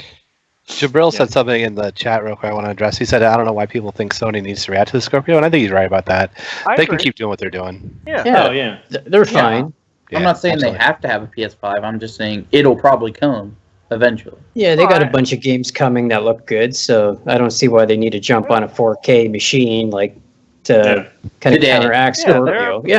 They're right. They are locked in with what they're doing, and they see no reason to change course at this point in time. That's why, and see again. So it's that statement, which I think which I agree with, is a true statement that I think is why the $4.99 thing is going to be different. That's why I think that it's necessary to go $3.99, and that's why I think they will. So, they have an issue with content that they have to overcome, and part of that is reminding people, to at least get the hardware. So we've gone so now we've talked about the hardware. So now we have to talk about the software, because you can't just have 90 minutes of them showing off the Scorpio. So 15 minutes Scorpio, the rest is going to be Forza 7. Yeah. I've already seen tweets like that. I've already seen those tweets. Well, think about this. There will be probably no mainline Gears. We'll probably get some Gears DLC. There's likely no mainline Halo at this E3. So there's 2 of your 3 guns not there. Lionhead's gone, so no Fable that we know of, unless somebody else is making it. Yeah. Possibility. Anything is possible. So I'm curious as to what's going to be there. We know Forza 7 is going to be there. Forza 7, Crackdown. Crackdown will be there, but we know about Crackdown. So, but it's going to be there. But so in fairness, though, that's a game that they're going to show, because we haven't gotten much. They've got to show some gameplay of that this year. I think, especially if they think they're going to launch it this year, they don't have a choice. We've got to see it. True. We have to see I think it has to come out this year, too. It's been way too long. I think it does. And they've said over and over it's definitely coming out this year. So there's no way. They're going to have to give a date and show some gameplay for Cuphead. Oh, yeah. It would be nice if they say available right now. Right. That'd be great. That's like, all right. There's something like that coming. It may not be Cuphead, but there's something. It might even be something silly like a beta access or something, or maybe See if Thieves going beta, multiplayer. See if Thieves going to preview maybe. Or something like that. But yeah, there's something coming. Sea of Thieves is 2018, by the way. I think can we agree on that? They're not. So. They're still doing one-off technical alphas, which I seem to continue to miss. Same here, because really I'm usually doing never something. Got invited. They're doing They keep doing them on. They keep doing it on Saturdays in the afternoon when there's no possible way for me to do it. Like they can't just do a weekend. They can't do, like they were doing with Fable Legends, where they at least had you in for a couple of days and then opened it up all around. There's, so I haven't even gotten to play it yet. So they're still in this technical alpha thing. This game's not coming out this year. We're not getting Sea of Thieves. Good. Probably not. It should come out in the spring. So it should. Yeah, but even the spring is spring 2018 is getting crowded now with stuff. Yeah. So, and there's some good stuff going on in the chat room about what people think they're going to see. So, people are saying Fable. Phantom Dust 2. I don't know. I just have that Splinter feel. Cell. Splinter Cell. So that that'd be nice. That's a hot rumor, but it would. Is hopefully Ubisoft's working on that. You know, they're hard at work trying to finish up the Fractured But Whole from South Park, and that's coming out in October. So, you know, are they going to be working on another Splinter Cell? I'd love another Splinter Cell. Maybe that's why the Fractured But Whole is delayed because of Splinter Cell development. I think that was delayed because they were just not crazy working on it. Yeah. So by the way, is a year delay. That game better be fire. So. Which game? You getting the special edition? No, you put it in and your the console South catches Park fire. Fractured There But you Whole. go. Yeah, you get the Cartman riding on a beaver. Nice. That's a Remote Canadian control version. Nice. That's a Canadian version. Perfect Dark, Fastback said, could be one. I would take a Perfect Dark. I would take a Cameo. That game is due. Cameo is due. I loved Cameo. I've never played it actually. Really? Never played it. It was a dynamite launch game for the Xbox 360. Did you have to find all the movie cameos? Is that what it is? I believe I have it. I think it's on Rare Replay. I would isn't it? play It is that. on Rare Replay. You don't have Rare Replay? No, wait. No, What I is have Cameo? that. I don't know what Cameo? Cameo is. Is Cameo on Rare Replay? Yes, it It is. is? I'm pretty sure it is. Yeah. It is. Okay. Because I know don't it was know what backward. game it I know it was backward compatible. Yeah. Yeah, it's on Rare Replay. I just never played it on that. Okay. Because I know that Perfect Darks were, and I know that oh come on, Mike, the Banjos were. Yeah. And the other big one, Grab by the Ghoulies. Pinatas. Oh yeah. Yep. So. I got that specifically for Battletoads, and it made me angry. Yeah. They had the right. Damn racing thing! I could never get past that racing spot. You know, always hit one of those stupid walls. So, you know, I would like another Cameo. I mean, so the problem with it though is how much is Rare really working on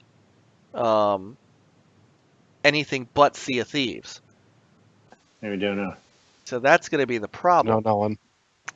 So then we get to, I mean, I can't think of what else really Microsoft Game Studios is dealing in. I'm hoping that we're going to see something new. I just hope that they haven't gotten scared away from, you know, the quantum breaks and the stuff like that that's just not selling. So I'm hoping that they've got some new internal IP that they're working on. Something. I don't know if there are any like Chinese companies are working. Well, that would be interesting. You know, and Phil did go to Japan recently. Mm-hmm. So, you know, is Crytek working on anything? So let me bring back in the quote from Sega.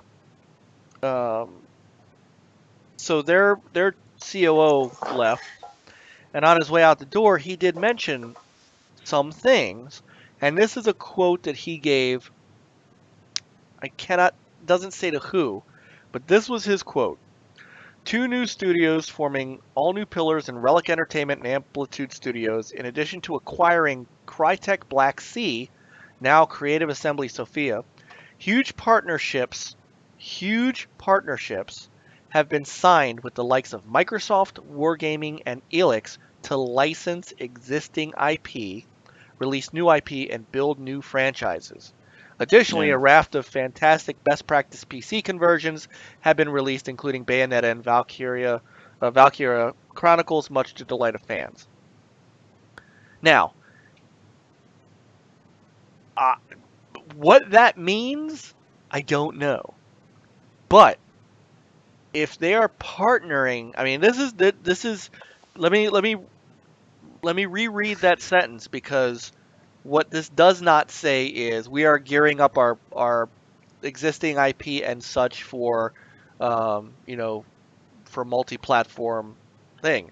This specifically says, his quote is, huge partnerships have been signed with the likes of Microsoft, Wargaming, and Elix to license existing IP, release new IP, and build new franchises.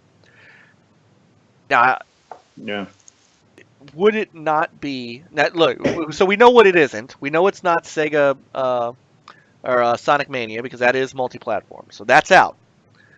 Gee, Enrique. What? No, he's got to go. Okay. Hey, Yeah, Enrique. Thanks, brother. What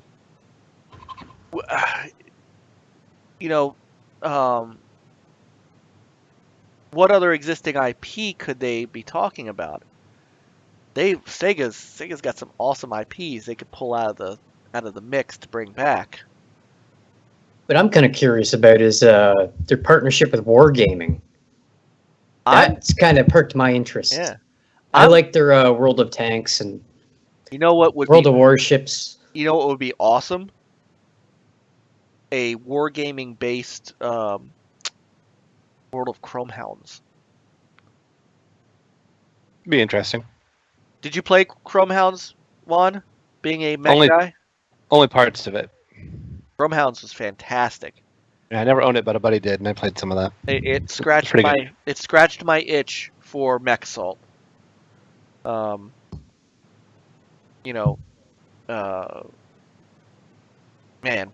it would be nice. Go ahead, Nathan. What were you saying? Getting ready to say. I was just thinking. I don't really know much about this, but I don't know. I'm looking forward to the future. Yeah, this would be great. And as an old Sega fanboy, this perks my You guys interest. know more. That's why I love the retro. They're all brand new to me. This perks my interest. So I like learning about it just as much as you guys are talking about it. So I appreciate it. Oh, no problem. The thing we haven't mentioned that I think could be something that comes up for Xbox E3's show is Playground. They've got something they're going to be working on, about that. and they have a pretty good relationship with Microsoft, obviously. So we could see something on that new thing of theirs. Yeah, true. No, and the other thing that we don't know is we do know Shadow of War. That's going to be there, and now that got pushed back to October as well, which makes me wonder if that is being pushed back for the launch of Scorpio.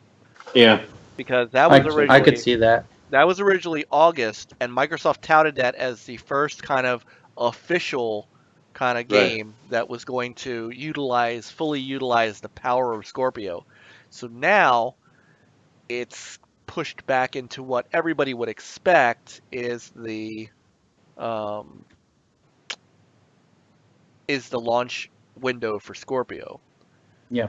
So I wonder if they're going to have something like State of Decay 2 also like launch with Scorpio. If they're going to have like a few games, within that same week of. If they have a Scorpio's Shadow of launch. War custom console, I'm there day one. I don't care if it's 600. We don't even know what this thing looks And then you got money That's what to I'm burn. saying. Then. You know how that would. No, I mean I saved up money with gift cards and everything, but I'm just like, if it's that beautiful, I'm getting it. Fair enough. What about instead of packing in a game, but packing in like 6 months of Game Pass? Yeah, there you go. That's your Game Pass or something. Yeah, just Right. throw it in. They should do that. Well, that new hard drive that's coming out, doesn't it come with a month of Game Pass? So it's possible. But I don't know if they will go with Scorpio though. Yeah, I wonder maybe if they with the S. keep that for just with the S. That would be a hell of a selling It's point. $199, and then maybe it's going to be 3 months. 3 months off. Yeah, Game Pass. $299 or $199, and then my thing 3 is or if you're 6 months of Xbox Game Pass, that'd be cool. if you're coming from another ecosystem and you're going to come in, there are going to be people who want to come in at that top level instead of coming in just at the lowest level. True. And Game Pass is meant for new people. Right. True. Hey, it's like an instant library of games right there, I mean, you could market that. Bam, you get the most powerful console with 100 games. Yeah, there you go. Exactly. True. $4.99. No, Your I can see parents that. don't have to go to the store and figure out what they want. I Yep. can see that. By the way, did you guys see the commercial for Xbox Game Pass with McBride. it was a McBride? Oh my God, Danny McBride. That was great. Yeah, it was pretty good. That was funny. I might have to cue like that. We might have to He cue was that up. actually really, really, really good in Alien. I keep hearing that. Yeah, I like it him. surprised me. He blew me away. I like Danny McBride. I think it's funny. Well, he'll always be Kenny effing Powers to me. So. Yes, Yes. exactly. So that and the dude Or from, drugs. right, and the dude from Tropic Thunder and Foot Fist Way. What the hell? I have that energy drink from Tropic Thunder. It actually says booty sweat, and it was like sour cherry. Oh, all right, that's good. All right, so it's hard to speculate because they haven't said crap. So I mean, we know what's going to be there as far as what they can show. Now, keep in mind too that they're going to be limited in what they can show in third party. They can't show any of the big giant games because they're all Sony marketed. They can show it in a sizzle reel, but nobody's getting a live demo of Battlefield, or Battlefront rather. Nobody's getting a live though. Battlefield 1 is getting DLC. And Yes, they'll probably show that. You're right. But. Wonder if Microsoft is working on them updating Battlefield for Scorpio and showing off the DLC as a piece of it. Yeah. That would be a decent kind of header for Workaround. for Call of Duty. Well, no, because Battlefield 1 was Xbox marketed.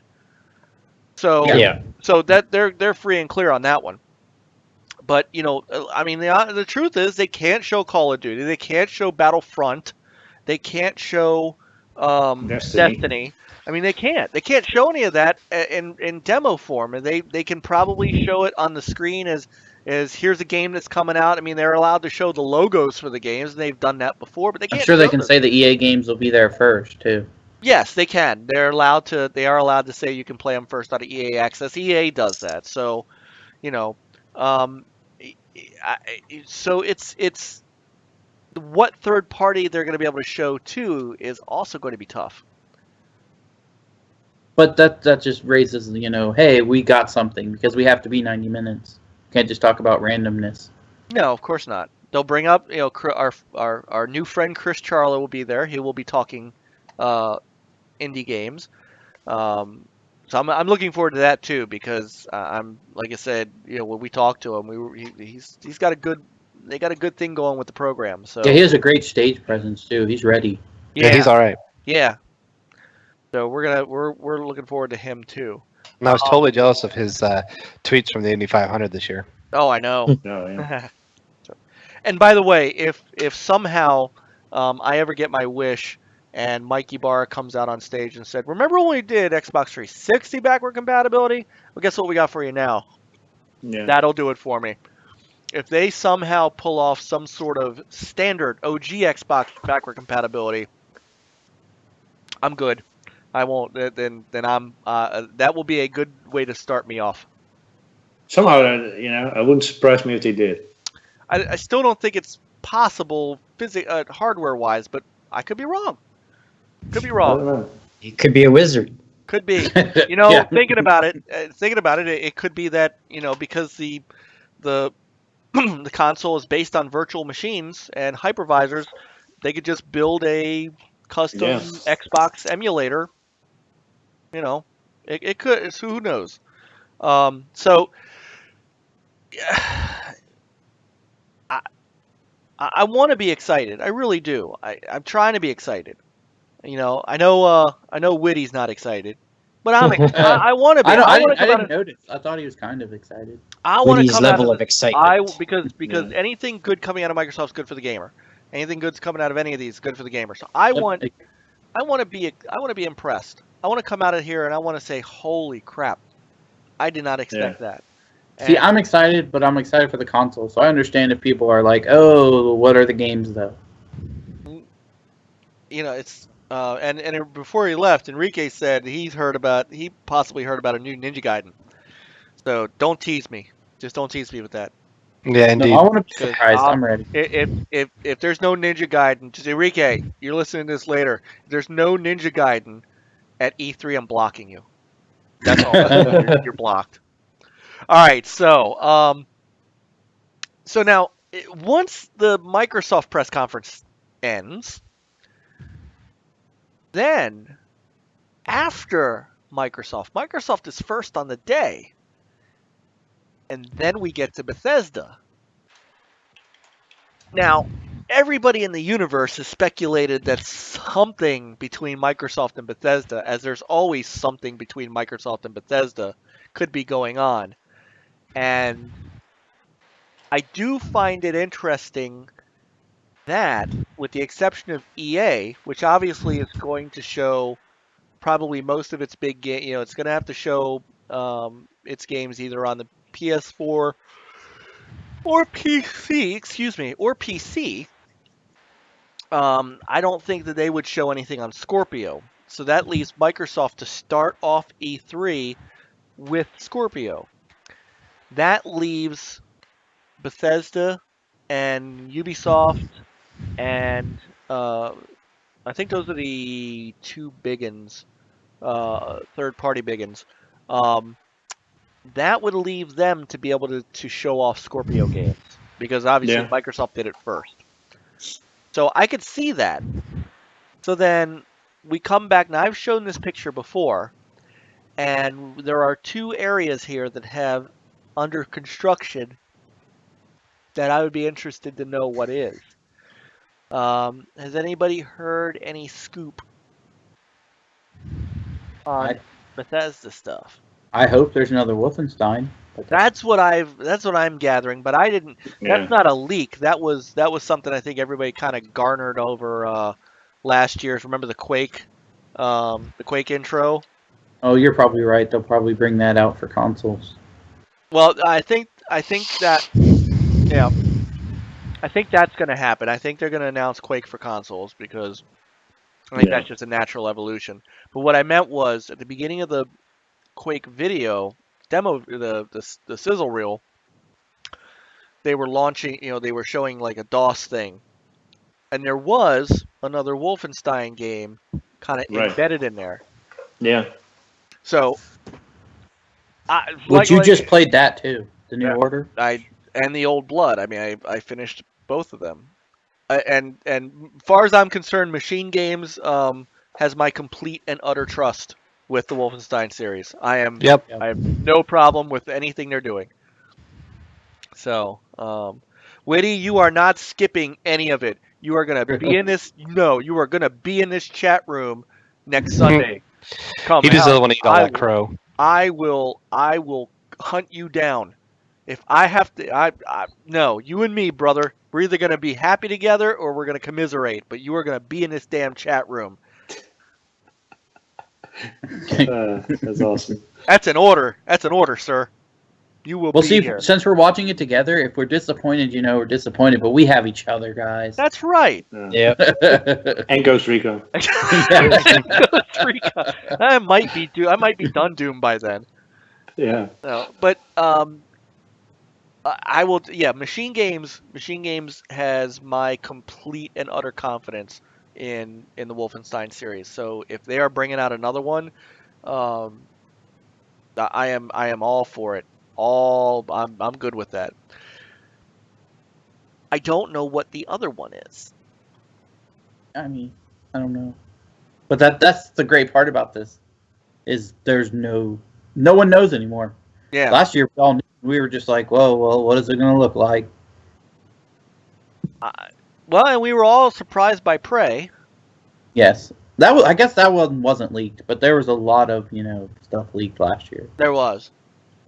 This year we can actually be surprised. A few days yet to go. I wouldn't say too much. Yeah, I was gonna say, don't jinx anything. Well, it doesn't matter. I'm not going to look at it, so I'm happy. So the other thing too is that by this time a lot of companies were announcing things pre-E3. I mean, EA announced Need for Speed Payback. So Thanks, Annihilator. I know you're also on the other side of the world, and the fact Yeah. that you're hanging out as long as you could, man. We honestly, for you guys that are over in Europe, first off, before you guys go, you and Witty, I just want you guys to know that the fact that we have European listeners and subs, you guys and our good friend Nahapuki, let me, I can't even. I've never had I just I'm you see me, I'm speechless. Like you guys, you guys They're all right. yeah, you humble me. And the fact that you guys are hanging up to listen to us, and it's probably what 3 in the morning out there, and you're just hanging. I don't know what to say, man. You guys humble me. So thank you for hanging out as long as you guys can. That's just that's all I can say. So good night, Annihilator. Thank you so much. Woody's still hanging. He's still hanging. He's gonna be here next Sunday. He'll lose it. Yeah. Don't drop your controller. Well, somebody has to watch it. Thanks. See, here I am pouring my heart out. Damn, that's savage. All right. So anyway, our 4 a.m. Oh, 4 a.m. You must be lonely. Damn. All right. So the other, the question. So have they milked Elder Scrolls Online enough to bring out a new Elder Scrolls, like a mainline Elder Scrolls? Or do Won't we think happen. no? No, it's too soon to Morrowind's edition. They're gonna rake in some more cash with the service type game first. Which is it's kind of like don't Yeah, expect could be. any kind of single player DLC for the new Red Dead. That's right. That's dead and buried. Which isn't going to be at E3, by the way. Yep. So, well, but see, here's the thing about the Elder Scrolls Online is it's not totally service based. They're not charging monthly for it. Remember, they were going to at the very beginning, and then they're not. So now they're doing it through DLC, which I understand that. I can get down with that. But so too early for Elder Scrolls. There's already been another Dishonored, so we're not going to see that. New IP maybe? Possibly. If it's another card game, I'm out. Elder Scrolls card game. Well, that's they've got that. That's the I don't know whatever that was card game they were showing last year. I forgot all about that. No, Gwen is Witcher 3. No, there was a. Oh, you're thinking of the yeah, I know what you mean. I can't remember the name of it. It was like Champions or. Oh man. Yeah, I'm drawing a blank on the name, but I know what you mean. It was Elder Scrolls Legends. I even forgot that thing existed. Elder Scrolls Legend. It wasn't a legend. It wasn't. So it could be a new IP. They haven't. 4 card game. There you go. Oh, do you think Woody is throwing an innuendo at us? Yes. No. Now they're interestingly enough, I did notice that there was a jobs listing for Bethesda that they were working on what they called a bleeding edge AAA freemium game. I wonder if that's going to be one of them. Yeah, maybe. So, I don't know. I'm just excited. Yeah, I tell you, they've got a good thing going, and Bethesda, their press conferences have been impressive, and it's funny how they stepped in, started doing press conferences, and really got everybody's attention. So, here's the fun part. Which is why I think there's something Microsoft related. The Microsoft conference ends at 6:30. FanFest is right after it. and I heard this on Tick too, so I don't want to. I'm not specifically trying to steal their thunder, but these are things that we were talking about in the chat room and stuff like that. And then there's enough time to get from there to the press conference. Now, what Anchorman had said, so I want to give him full credit on this. Don't give him any credit. Oh, I got to give him full credit on this. His theory was there's enough time between the Microsoft conference for Phil and the execs to go hang out with the fans at FanFest, and then for those guys to make their way to the Bethesda conference. Could mean nothing. Could mean absolutely nothing. But who knows? It could mean something. It could mean something. So, Todd Howard, now he said this on the podcast without mentioning the fact that I said this in the chat room. So all's fair in love and war, Anchor. The one thing that people forgot was that Todd Howard was front and center in that Scorpio video last year. True. Yep. It is true. And so there just seems to me that there could be something going on there. I think, though, that could just as easily be that they reached out. I know that they did a big thing with reaching out to devs in the making of the Scorpio and the using of the performance investigator for Xbox to basically prototype games of all different types.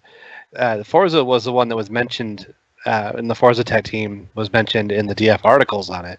But they went to a bunch of devs of the big games and collected that performance investigation for Xbox information before, tweaking the. I think that could just be part of that. Could be. It could be. I could be totally overblowing it. But it is. But Bethesda does have a very good working relationship with Microsoft, and I think there may still be a little bit of, not resentment. Resentment's a bad word, but there may still be a little consternation with them and Sony over the mod thing. I don't think that's as overblown as people think, because when that was an issue, they definitely went back and forth. Right, and there was like, blaming back and forth and so on. I'm not saying that means anything, because obviously Bethesda's games have all been multiplat. They're not holding anything back specifically from the PlayStation. I'm just wondering if there's something in the works. I don't know. Somebody had mentioned in the chat that there could be some sort of Xbox VR coming, which we didn't talk about, and I'm not sure if Scorpio, if they're going to talk about that this year or not. But maybe remember that they was it Doom that they brought out for the Vive? I think it was Doom that they remade for the Vive, for the HTC Vive. Maybe no idea. Maybe somebody's remaking something for any kind of Xbox VR. I mean, Fastback is asking, do you think Bethesda games purposely play worse than the PS4? And we have heard that there's been some issues with Prey and patching and stuff. I don't think so. I can't imagine. No. Yeah, I don't think it's just coincidence. Yeah, because remember Fallout 4 had some problems on Xbox. Yeah. So that's I think that's just Bethesda's game engines outside of the id stuff are very aggressive stuff. Wolfenstein and Doom can hold 60 frames really well, but their engines aren't killing the machines. Prey was a very aggressive looking game graphically, in my opinion. Juan, you can tell me if I'm. Yeah, I think so. So Fallout 4 was fairly aggressive looking. It was pretty good as far as, and I just think it's their engines. I honestly don't think that they purposely gimp their games on the PS4. I think that if anything, and it's speculation. Anything that they do with Microsoft, I don't think. I just think their mod issue, and that could be a part of it. Not that they're necessarily mad at Sony, that Sony did this with them with the mods, because they blamed each other, and on social media everybody blamed who they wanted to blame. But while I don't think that is a negative factor, it may make Microsoft easier to work with a game that they like to mod. So that may play into it in more of a, well, no, it's just that Microsoft does mods and that's where we're at, and so that's an easier partnership. That's not out of the realm. So that's what it is. It could be nothing. It could be we could be all dead off. Who knows? I do know that by the time we're done that night, it's gonna be a good. I'm hoping that we are really happy. So it's up to you guys. I don't know. I'm definitely gonna watch it. I mean, I'm gonna watch it. Whether or not we could come back and live do that one too. If you guys want, we can make that decision based on how we feel coming out of the Microsoft one. So yeah, I'm so depressed. I don't think I. Right, I'm just gonna go watch. So, all right. So now, next up, I'm just gonna bring it up here in between because Nintendo is not doing a live; they're doing a direct. Do we pretty much know? So Jabril says real quick, Bethesda games were garbage on PS3 too. Yes, but that is a whole different. That is an architecture thing. Remember the split RAM and the cell processor and all that. Yep. I don't necessarily. There were a lot of games that were garbage on PS3. That see, this is not the same thing. This is because the two consoles are a lot closer in architecture than people want to give it credit for. It's all PC based architecture. I just think it's the. I don't know that there's a. I'm not gonna say that there's a gimping going on. I just that would be wrong. If that's going on, I would lose respect for Bethesda if I thought that was going on. I would lose massive respect for it. And you know what?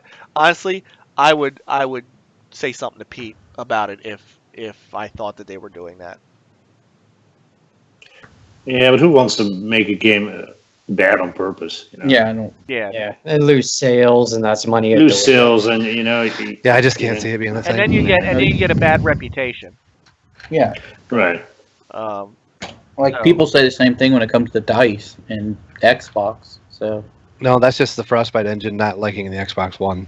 Oh, see. The Frostbite engine doesn't like either of them because the games are only 900p on the PS4. The Frostbite engine is basically I don't know what they were thinking. The Frostbite engine seems to be like this crazy, over resourced engine. I don't know. I don't get it. So yeah. Anyway, so Nintendo. So my couple of guys here with the Switch. What are you guys looking forward to the most? Probably Mario Odyssey. Yes. And Mario Odyssey. And maybe Octopus Traveler. Okay. Something on there was something from the people of I Am Setsuna, and I liked that game, so that's a thing maybe. Maybe hear some more about the online stuff. The subscription. Yeah, I mean, if they want to win me over, if they want to make me really happy, some VC news would be fine. Yeah. Some virtual console, but yeah, I mean, for me, I love the Switch, but it's second fiddle. Same for me. It's a good handheld. Yep, it's a great.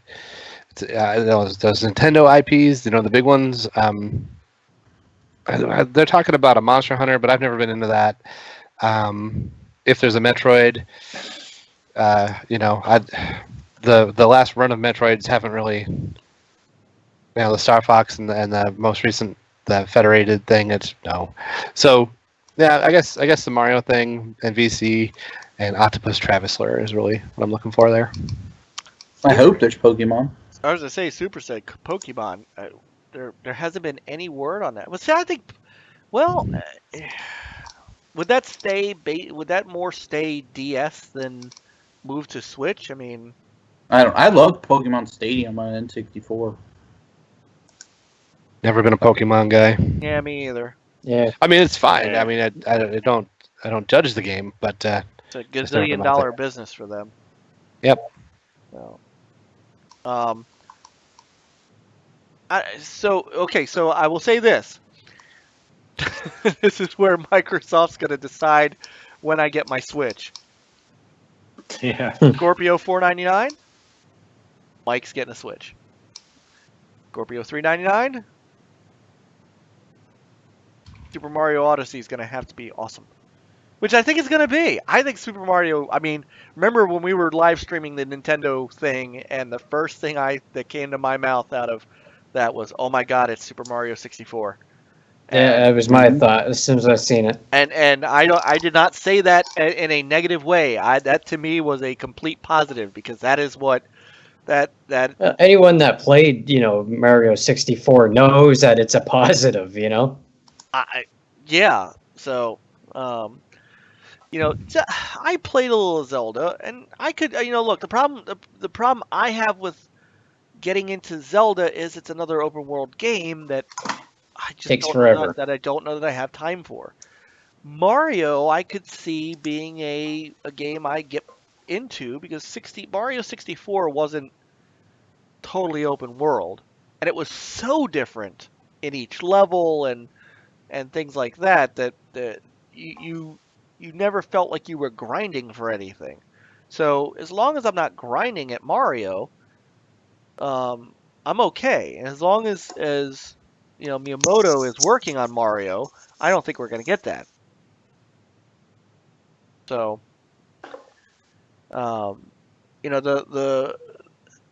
so that's that. That said, there might be other ways to get both. It just depends on what that price is. That Scorpio price is going to dictate what I get. But do we think we're going to get anything terribly new out of the Nintendo press conference, or are we going to just get kind of the rehash of all the stuff that they've already announced, other than a Metroid or a Metroid? I think would go a long way, because I think people have been waiting for a good Metroid for a long time. That ain't gonna happen. We might get the Jiggle Simulator from a couple shows ago. That doesn't sound right. The HE Rumble. Oh, the H. You remember with the flan? The flan simulator. Mm-hmm. It's hard to tell. I mean, Nintendo is always a hard one to talk about, because you just never know what the hell they're gonna do. Yep. Ice and cup game. Shake your ice. Yeah. So their Spotlight video presentation, by the way, is going to be June 13th at noon. So unfortunately, not going to be able to I'm not going to be able to live stream that. So we'll have to talk about that possibly on Sunday, the following Sunday, which would be great, because Frankie will be back, and I know he's going to have a lot to talk about with E3. So they're going to do that, and then the Treehouse stuff will be like right after the Spotlight, of course, and they'll do all the fun stuff they do. They are having a Splatoon 2 tournament, and then an ARMS tournament. But really, they have not really. So basically, okay. So here's what we know. Nintendo's activities at E3 kick off with the Nintendo Spotlight E3 2017 video presentation, featuring a closer look at Super Mario Odyssey game and new details for Nintendo Switch games launching this year. So we're not going to get, I don't think, anything really heavy for 2018 and beyond. Sounds like we're going to get the stuff for fall. So it's kind of all stuff we know already. Yeah. Yeah. Yeah. I don't really know how reaction. Yeah, well, Nintendo, they march to the beat of their own drummer. That's all you can really say. Exactly. Yeah. And they do it. I don't know. Yeah. It works. But... Any of you guys looking out for Splatoon 2? Nope. No. Hey, it looks cool. I don't even know what Splatoon 1 I don't even have Splatoon 1 on my Wii U, so... I mean, I played it at Best Buy for like 5 minutes, and I was like, whatever. You know what Put it down. You know what it reminds me of, though? That could work? is Plants vs Zombies. Yeah. It's got that third Kind of look and feel almost to it. Yeah. But I don't know if it's just because the GIF that they have on the Nintendo site is super sharp and super smooth, but it looks colorful as all get out. It basically looks like a big giant battle of people throwing paint at a wall. And I honestly say that in a good way. It looks really cool. So, but we know it's coming. We know it's not a surprise game. The question is, are we going to get any surprises from Nintendo? And it doesn't look like it. Yeah, you never know. There could be one surprise. Something that they haven't shown or talked about yet, and just I don't know. boom, there it is. Are they big on that? Has that historically been a thing of theirs? No. Not really. No. All right. So I mean, look, we're gonna know. We'll know by our following podcast what they're doing. It's hard to tell. It always has been. So. I mean, we'll know at the PlayStation one too. Yeah. I didn't bother with Ubisoft's press conference because nobody cares. Yeah, and I did like their teaser video. I thought it was funny though. Their horrible teaser jokes. Yes, their teaser video was good. I don't dislike Aisha Taylor doing the press conference. I think if is she doing it again? I don't know. I hope not. But you know what? She seems to be the favorite. Yeah. She seems to be the one that they really like. I don't. She tries too hard. Her voice just goes through my head. She's a great person, but I don't know. Yeah. People's voices. I haven't heard anything official. You would think we'd know by now, but I'm looking it up online just in case that it was announced and we just missed it. But I'm not sure who's doing it. But their teaser trailer, you're right, their teaser trailer was pretty good. And theirs is going to be, of course, before Sony's. It's going to be on the 12th. And I don't know. It doesn't say. So we do know we're going to get a new Assassin's Creed game. We know The Crew 2. We know we'll get one more look at South Park, The Fractured But Whole before it releases. We know we're going to see Far Cry.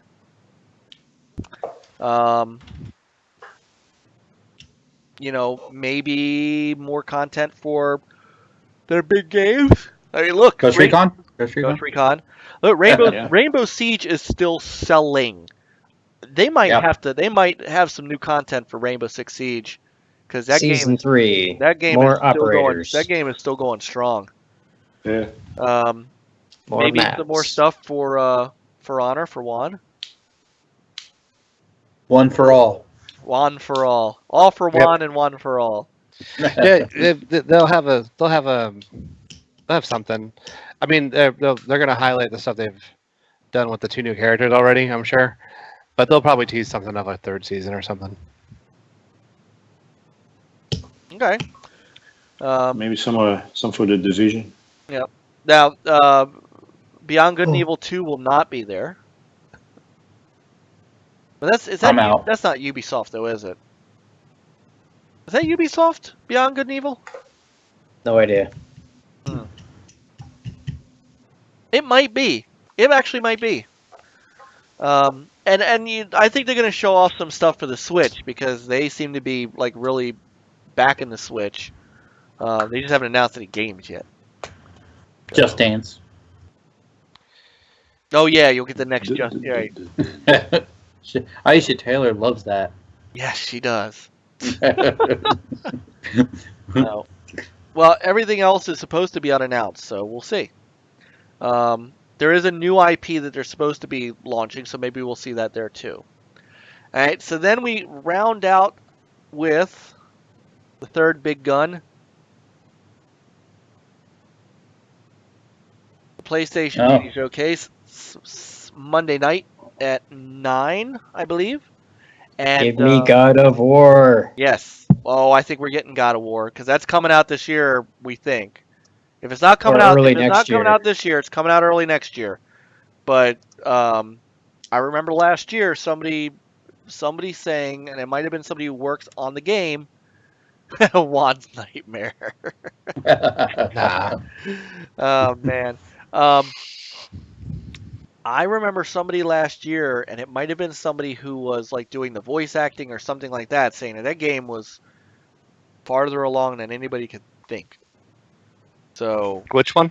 God of War, like I heard it was nearly. scrapped. I heard they're restarting it. I heard that it's a disaster and it won't be out for like 2 more years. Right. I have no idea where that came from. I just heard it. Well, you know, it's. I know what that's based on, but well, it makes it true because you heard it on the internet. Yeah. Here, you know, hear everything on the internet every day. I'm sorry, just to sidetrack, just for a quick second. I find it funny that Far Cry got crap for launching in February on the. I still don't think that was what it was about. I don't think either. It was about the announcement, not when it was not. It's fine that it gets there, but announcing it, what? I understood, but months? It's 8 months.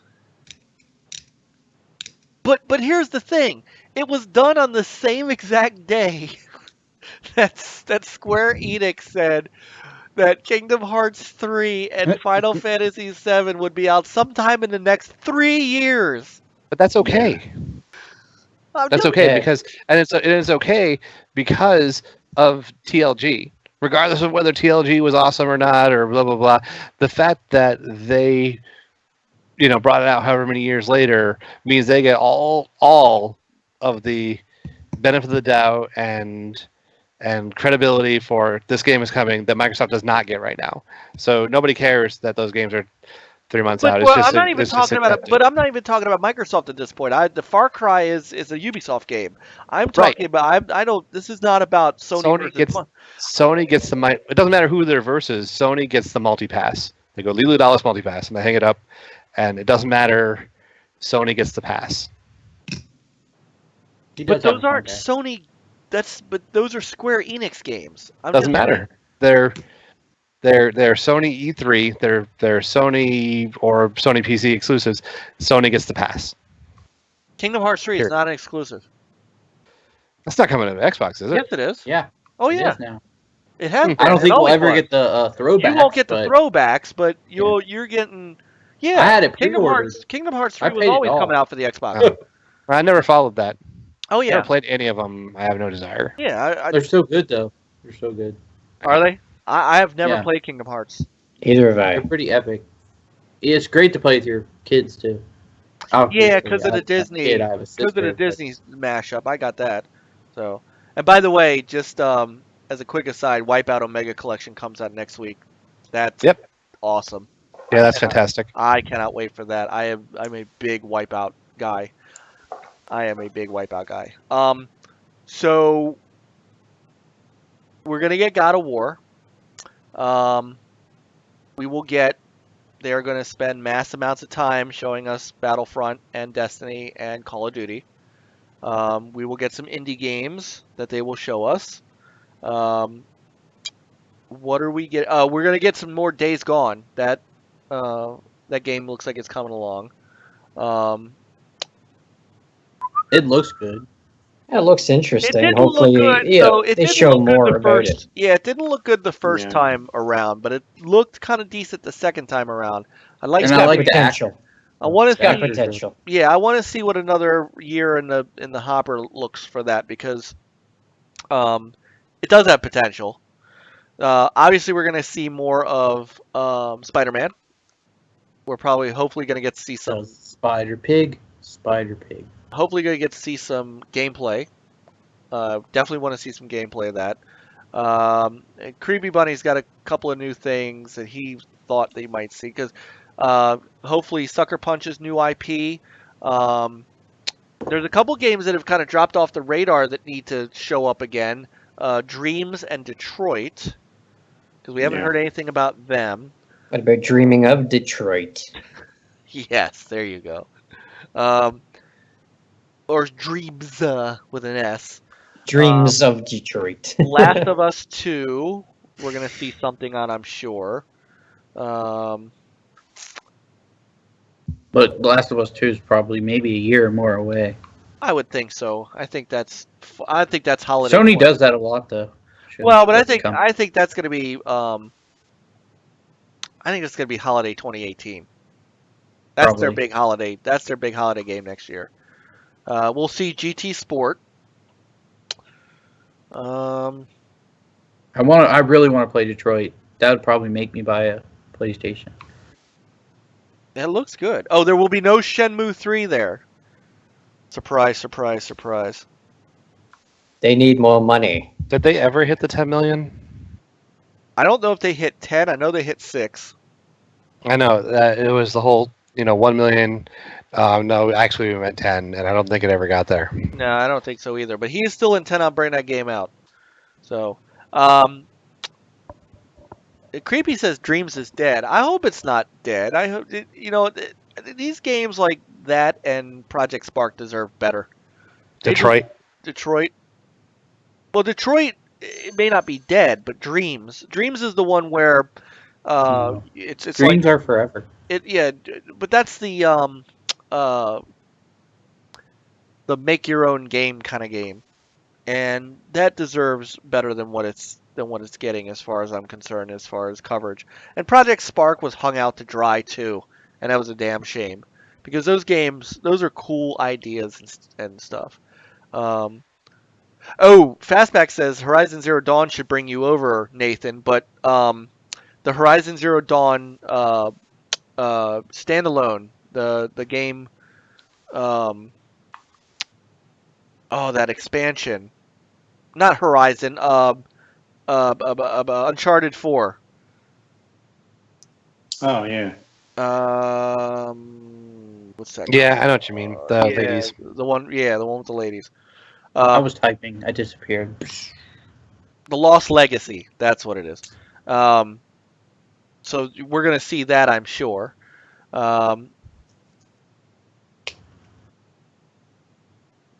Would we see a Bloodborne 2? The Order 1887. That'd be pretty awesome, actually. I think maybe another year out, maybe for I don't know. Bloodborne I don't know that something. Ready. I don't know that Ready at Dawn is going back to Order.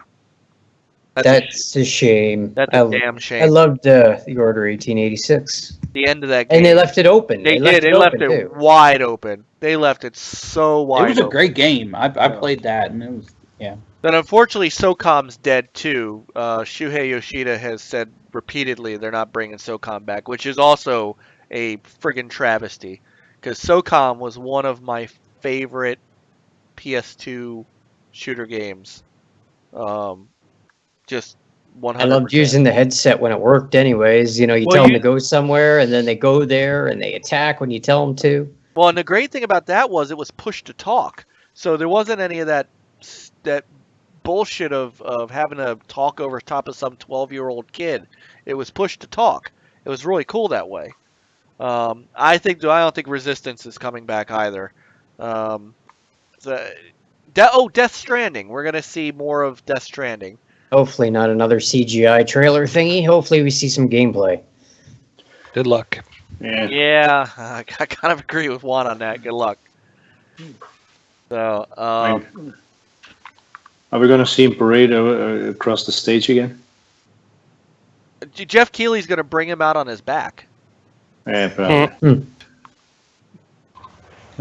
I'm sorry, those two should just elope. It's going to lift him up, and there's going to be a light shining on top of him. Yes.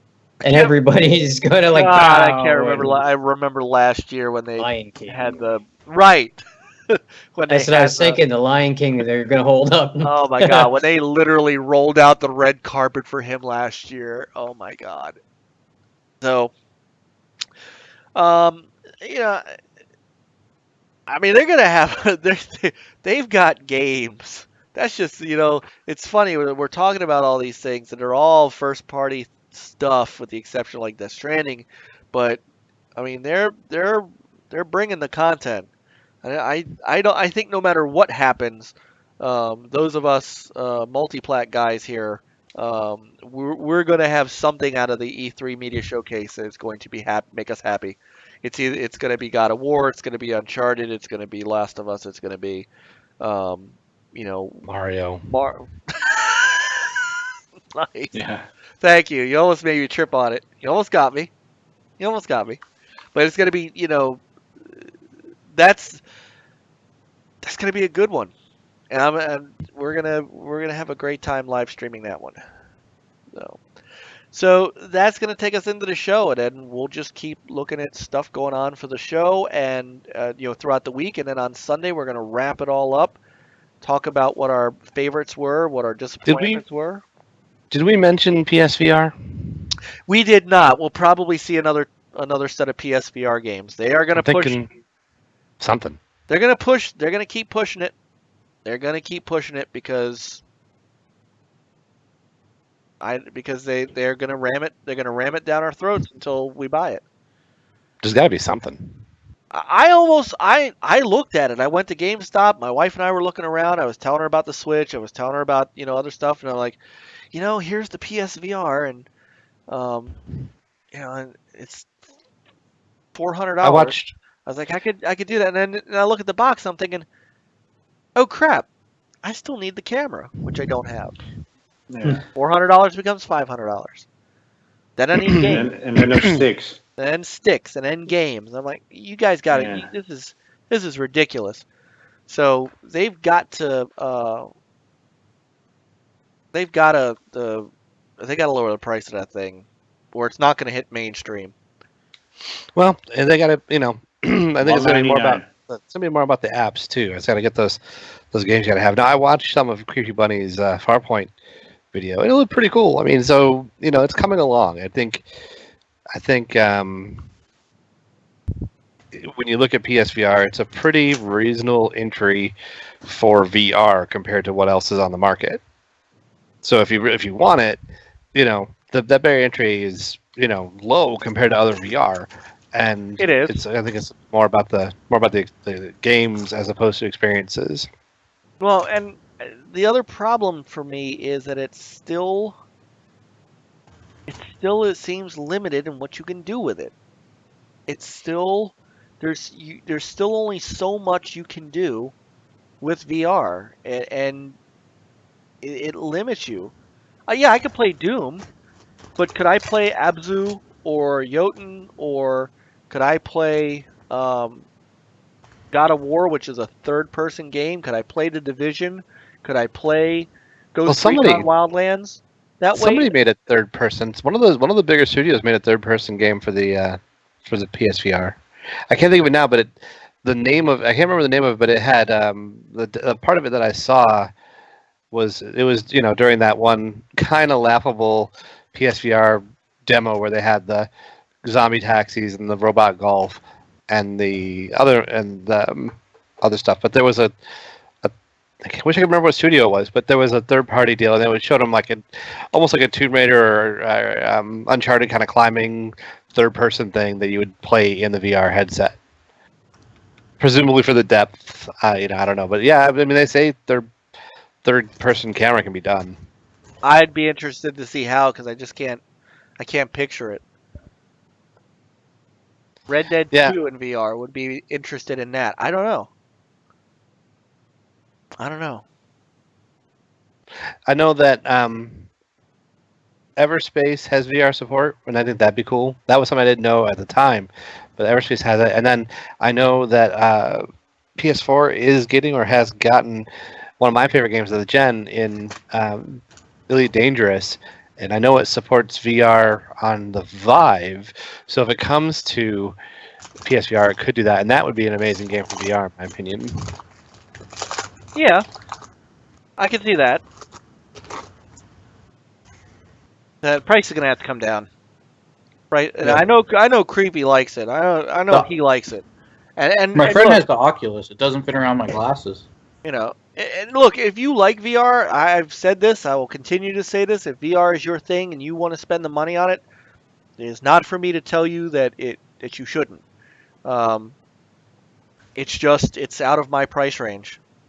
It's just out of my price range. Mm-hmm. So, especially if I want to invest in a Switch or a Scorpio or something like that, then I can't. I mean, I can only do so much. So, but yeah, we're gonna see. I think we don't have a choice but to see some more VR. Yep. Because if they don't show any VR, then you know that it's not doing now. It's the Kinect, right? or the Vita. Or the Vita.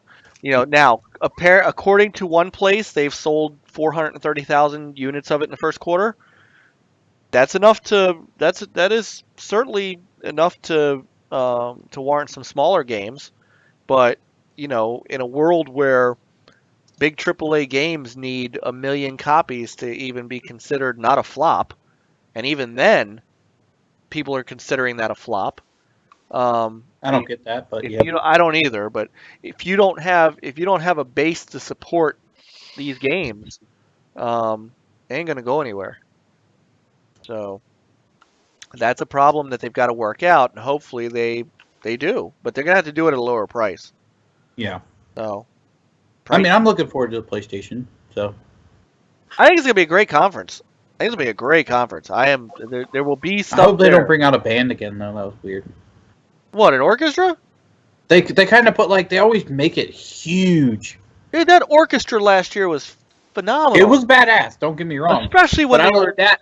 Once I when saw that, I paid attention to that, not the games. Yeah, but especially when they were doing the God of War thing, that was awesome. Yeah. That was awesome. I agree, that was really cool. So I guess to recap, for me, I'm looking forward to everything.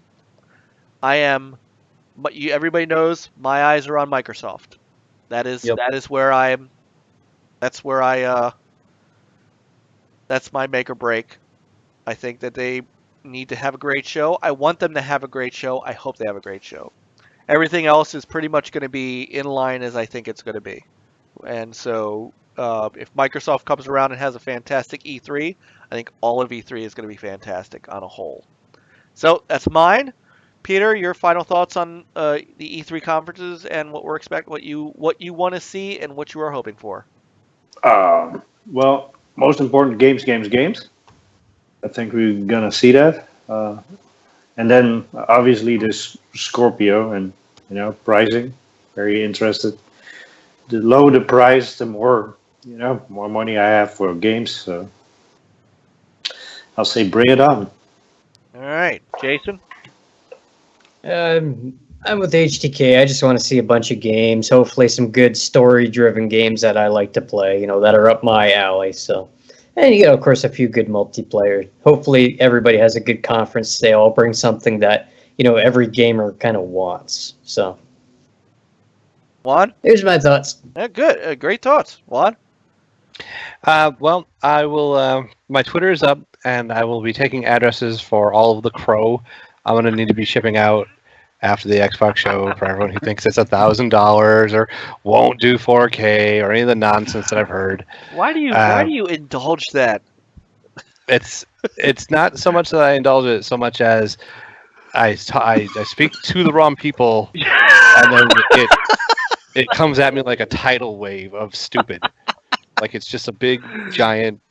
It's like Deep Impact of stupid. I think I said that to somebody else today. They were saying, "Man, I got all these people that argue with me about or call my games niche, and they ought to." And I'm like, "It's because you're talking to the wrong people." Yeah, but with certain people, if you talk to the one wrong guy, you can just expect an avalanche of dumb, and that's avalanche of dumb. just an unstoppable week-long torrent of the dumbest things you'll hear in your life. And it's amazing. But yeah, there's a fair amount of crow I think that's going to have to be dished out, and I've got my spatula at the ready. We're going to need a disclaimer. The views expressed by the host are not necessarily those Next Level Gaming. We are going to have a disclaimer at the beginning of every podcast now. All right, Nathan, give it to me. I mean, I think Chris, our guest a couple weeks ago, said that this is the biggest event for gamers. So don't worry about what the future is right now. Just take today for today. So I'm looking forward to it all. All right.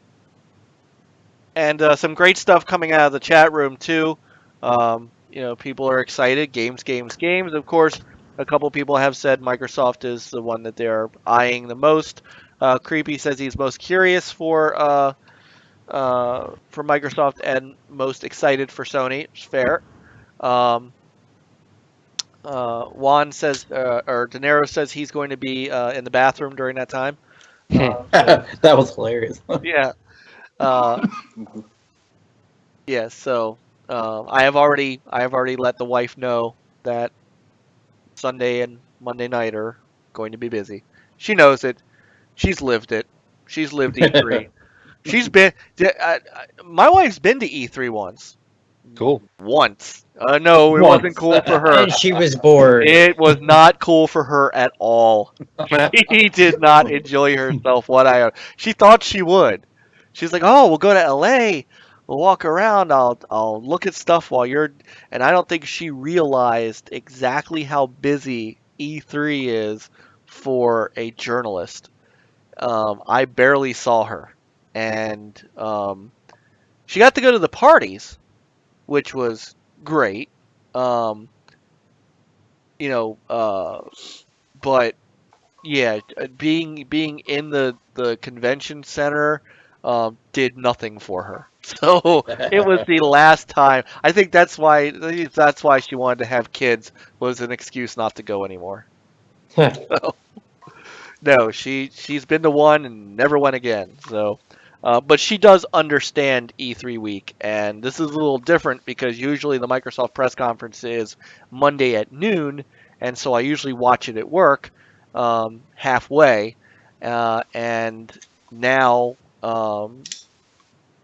now we'll get to live stream it, which I am very, very excited for. By the way, guys, I am very, very excited for the opportunity to live react both of those conferences, and it's something new for us. It's something that last year we wouldn't have been able to do. It's something our new format here allows us to do, as people have seen before, and the fact that it's on a Sunday makes it easier for us. Now, what we won't be doing, unless somebody wants to do it for us, we will not be live tweeting any of the stuff like we've done in the past, because we're going to be here. As much as I want people to follow us on Twitter at OG_NL Gaming, I would rather you be in the chat room with us talking about what they're seeing as they're seeing it as we are. Now, the other thing you could do is you could watch the if you got a 4K TV, you can watch it in 4K, turn the sound down, and listen to us. So either way, we're okay with it. Yep. So, all right. Now we've gone through E3. We've gone through our other news. It is now time. Let me set it up for our final segment. Are we doing the game that I think we're doing? Should be the World GP. Okay, good, because that's what I pretty much have. Yep, that's the last one I got banked up. Yeah. So before I do it, though, I do want to make a real quick announcement about the Retro Rec. I'm pretty excited that I have, for possibly next week, if I get it in time, or like if we do a regular show, next regular show we do, whatever we do, I'll probably have something for the first PlayStation 1 game to be featured on the rec to join the other 4 consoles I've rotated. Woo-hoo. So I'll be happy to start bringing some PSX or PS1 games into that. So looking forward to that. Yeah, I'm gonna have to update the video, the intro video then. So just to answer somebody, I think Fastback was asking if this is the first time we've live streamed the Xbox for NLG. We did not do it last year. What we did last year was we got together with Short Pause Gaming and did a giant reaction afterwards. So we did it on Tuesday, I think, or something like that. We did not. We did not actually do a live show because it was, like I said, it was on Monday. It's usually on Mondays at noon. We couldn't. So last year it was us and the entire, because Matt was on that show. It was that was his first, actually. I think it was. I can't remember who everybody was on. I think Peter was on it. Were you on the? I think you were on. Yeah, maybe. I don't. I think Jason was. recall. I think Jason was on. Yeah. But it was a dual show with our good friends, our brothers in podcasting, Short Pause. This is different. This is new. This is going to be totally different for us. Should be fun. I'm looking forward to it. Sorry, I had to laugh at what he said. Yeah, I know. All right. So here it is. Our favorite.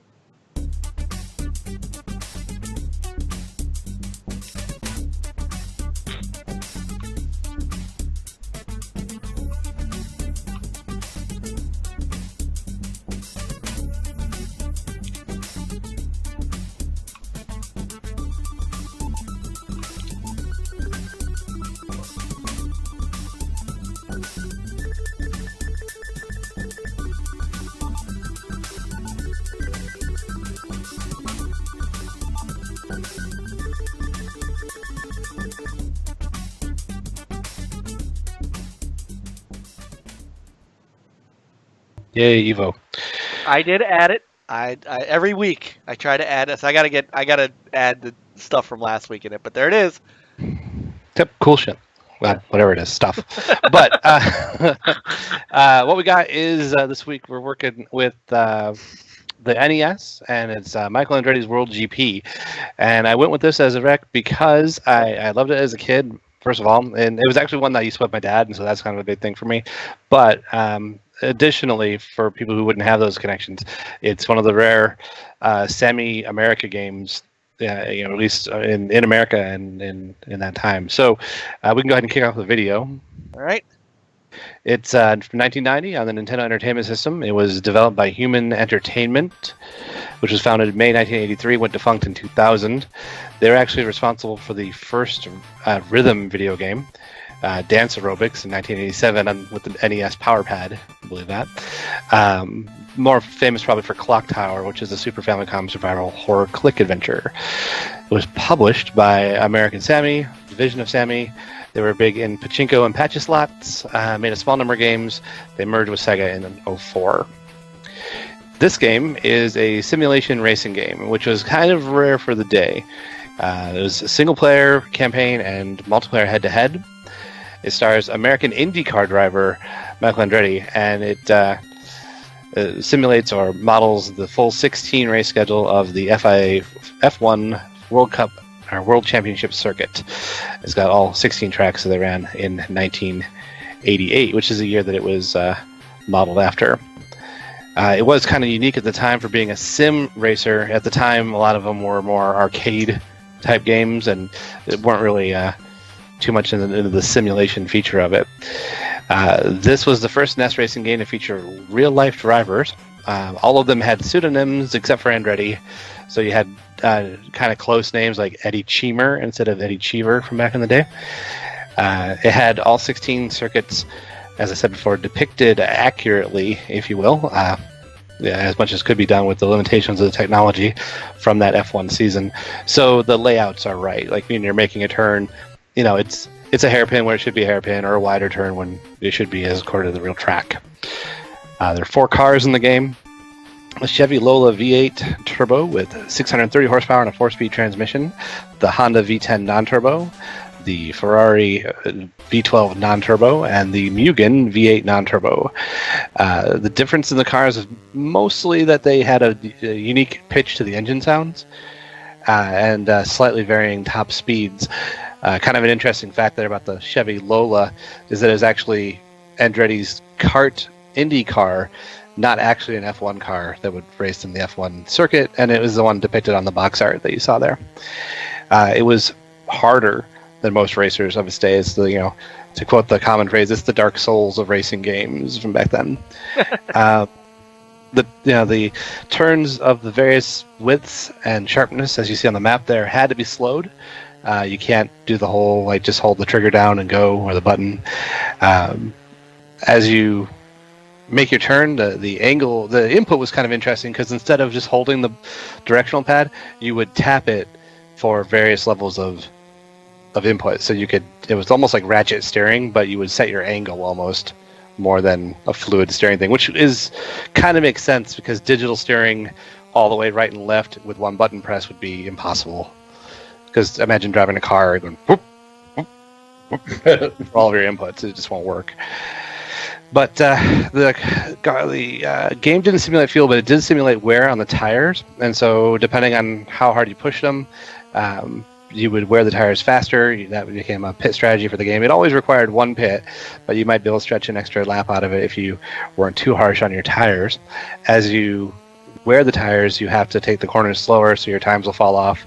And so the strategy does come into it.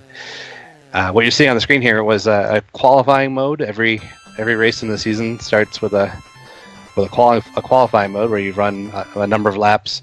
I took the spot that I took with the first run, so I just ended it. But if you make the qualifying run, then you get to race 3 cars on the track for a fixed number of laps.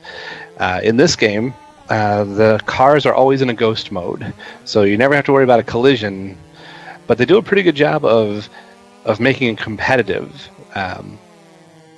You have to drive pretty well to hang with the ghost cars and turn in a winning race there. And of course, depending on how you finish in the race, there's championship points levels. There's 9 levels. That was impressive, by the way. That pass, just to let you know. Yeah.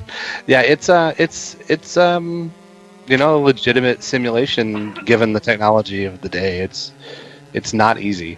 There are 9 levels of the game. Each one has more of the races in a round and is led by a featured, opposing real life driver. The progress is saved, and you'll see that at some point in the clip, with a absolutely ridiculous password of tons of characters, special characters, capital letters and non-capital letters. And when you're 12, as I might have been, or something like that, when this game came out, it's just impossible to really do the password thing right. So that's a limitation of the day. The practice mode lets you go in with your choice of car, and you'll see, and that was part of the clip earlier, but you see pointers from Andretti on how to handle each of the corners. They'll say you need to slow to a certain speed for this one or that one. One thing that's notable about it is that it's one of the rare racing games that didn't have any kind of music playing during the racing. It's just the engine notes and of you and the other cars, which is cool if you're into that kind of thing. It's kind of a monotone thing, but it does give the Doppler effect for the other cars, and when you do your downshifts and things like that. So it's pretty cool. When you go into the 2-player mode, that is very similar to what you're seeing here, except the map screen becomes one of the other players' screens, or the other player screen. You can choose to do a 2-player versus a computer or a player, and all of the cars, tracks, and distance settings of those are selectable.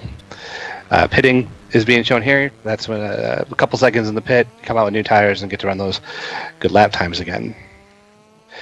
The game is actually based on, it's like an American version of Nakajima Satoru F1 Hero, which came out the year previously, or 2 years previously actually, in Japan, and very similar, except instead of the American IndyCar driver for the region change with the car out of Formula to race, it's a Formula car with the very popular Satoru Nakajima race driver from Japan. Looking at reviews, and then when the race is over, you get your podium screen, which you have to have in racing games, your points, your password screen, and such. When you look at the reception this game got, I did a little bit of looking around online, but I didn't really find much in the way of reviews, honestly. and it's not too surprising because it's a difficult kind of niche racing game from 1990. GameSpot user reviews give it a 4.7. GameFAQs user rating of 2.9 out of 5. On GameFAQs, it's ranked the #1 hardest racing game on NES. So that's kind of cool. I think that's kind of interesting. And if you are a racing game fan and you want to see what an old school sim is like, it's a really kind of cool, different game for its time than say like a Micro Machines or a RC Pro-Am. And its uniqueness in that and its difficulty makes it, and of course the fact that I used to have epic races with my dad, make it this week's retro recommendation. It's readily available just about anywhere online for $10. So I think I paid $7 for mine. Memories are priceless. Yep, I think it's a really great. It's a kind of an underrated, in my opinion, racing game of the day because there's just there's not a lot like it. It's quite challenging. Nice. As always. Did you feel the heat? Yes, Okay. I did feel the heat of And yeah, that's a good game racing. Yep. Yeah, I absolutely recommend it to anyone who has a NES and doesn't have this and is into racing games. It's definitely worth a look. I haven't, and I never, as a kid, managed to get the password all the way through all 9 levels in the 16 race season and all that. I never managed to have like a successful password out the whole thing where I didn't transverse a digit or something with my dyslexia. But with the aid of modern technology, I think I'm going to do that sometime this year. Game Genie. Yeah, it's a thought, but since it's almost it's like I said, it's the Dark Souls of NES racing. If you make it easy, then it doesn't count, right? Right. If you ain't first, you last. Sounds like right up Stinger's alley. Yeah, it's visually it's not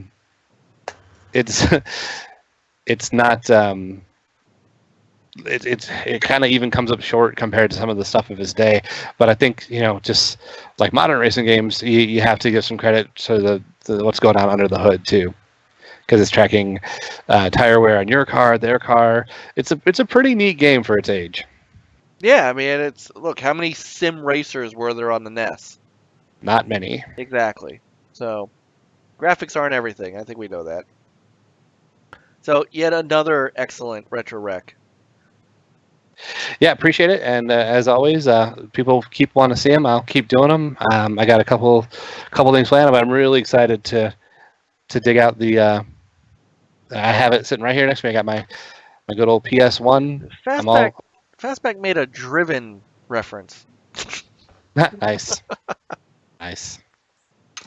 But I'll give this hint: the game for PS, and as always, I try to make my retro recs a little bit off the beaten path.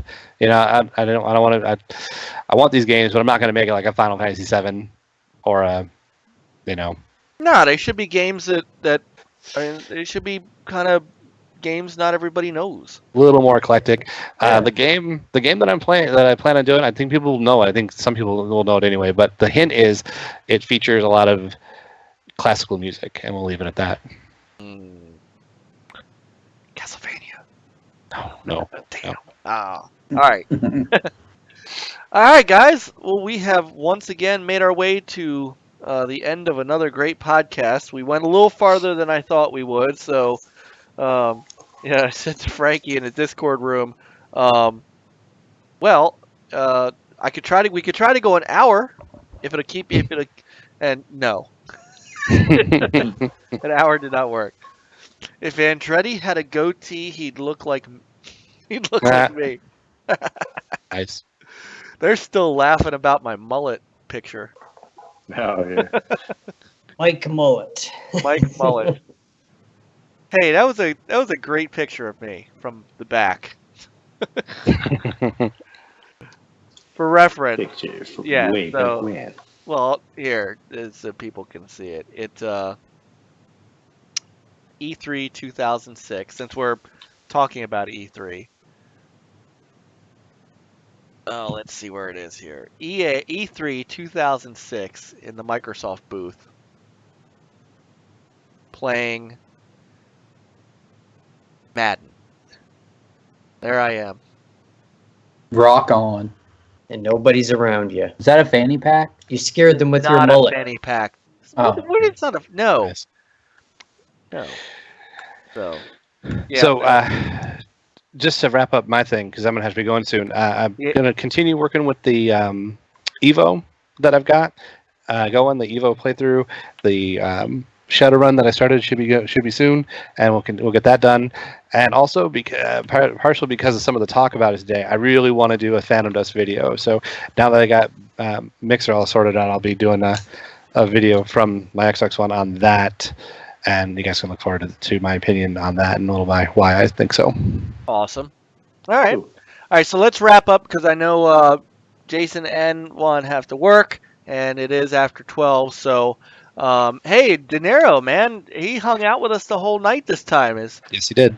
So, is the baby starting to sleep through the night? Because that's typically when it happens. So, all right, listen, to the chat room, as always. You guys are fantastic. We really appreciate it. We're looking forward to having a lot of you with us next Sunday for the live shows. You know, you guys help make us what this is. Get the word out. You know, look, I like the quaintness of it, but I want to get 40, 50, 60 people watching us at one time because I'd like to, you know, we want to get this message out of Game Talk to more people. So, you know, tell a friend. If you are already subscribed to our channel, thank you so much. Just tell somebody to check us out. You know, tell a buddy of yours that you know, because we're on YouTube. You can get us on the Xbox. You can get us on the PlayStation. You can get us on any device that does YouTube. It could be a computer. It could be a Blu-ray player. It could be your phone. Get somebody. You know, come hang out. You know, and just be part of the show because you're who we're here for, and we appreciate every single one of you that clicks that like button, that views that watches us, that comments, that's sitting here in the chat room, and we love it. And yes, don't forget the thumbs down before the show starts because I love that. I love that. So yeah, gets them excited all week. Yeah, it really does. I can't wait. I can't wait for all the thumbs down. So it's a shame because I know who one of them is, and unfortunately, it's sad. Anyway, so anyway, thanks for watching, guys. Panel, as always, my crew. You guys rock. You guys rock. It's all there is to it. And looking forward to seeing you guys Sunday night at 5 or Sunday afternoon at 5. So. Any last words? Anything? Any departing thoughts? Tired.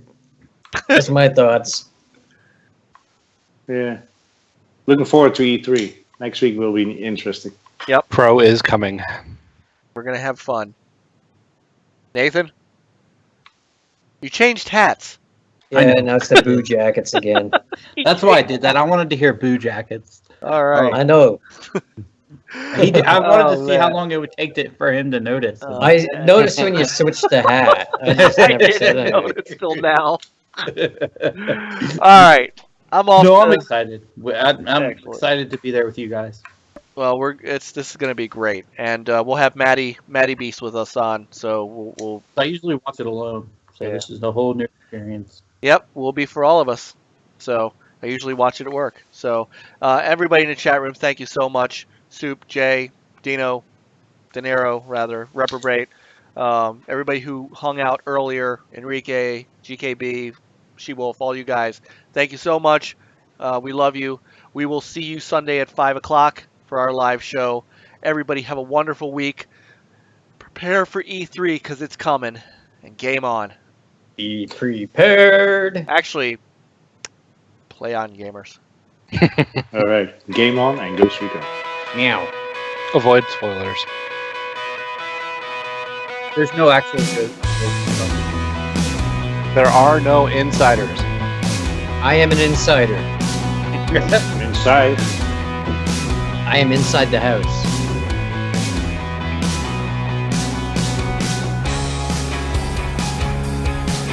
The house always wins. That's what they say. Peter's still rocking the day one shirt.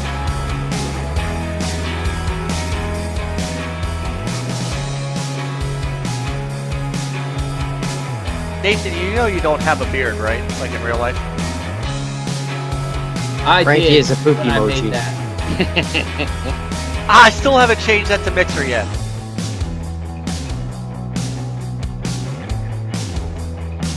But now I don't, so I can change it back.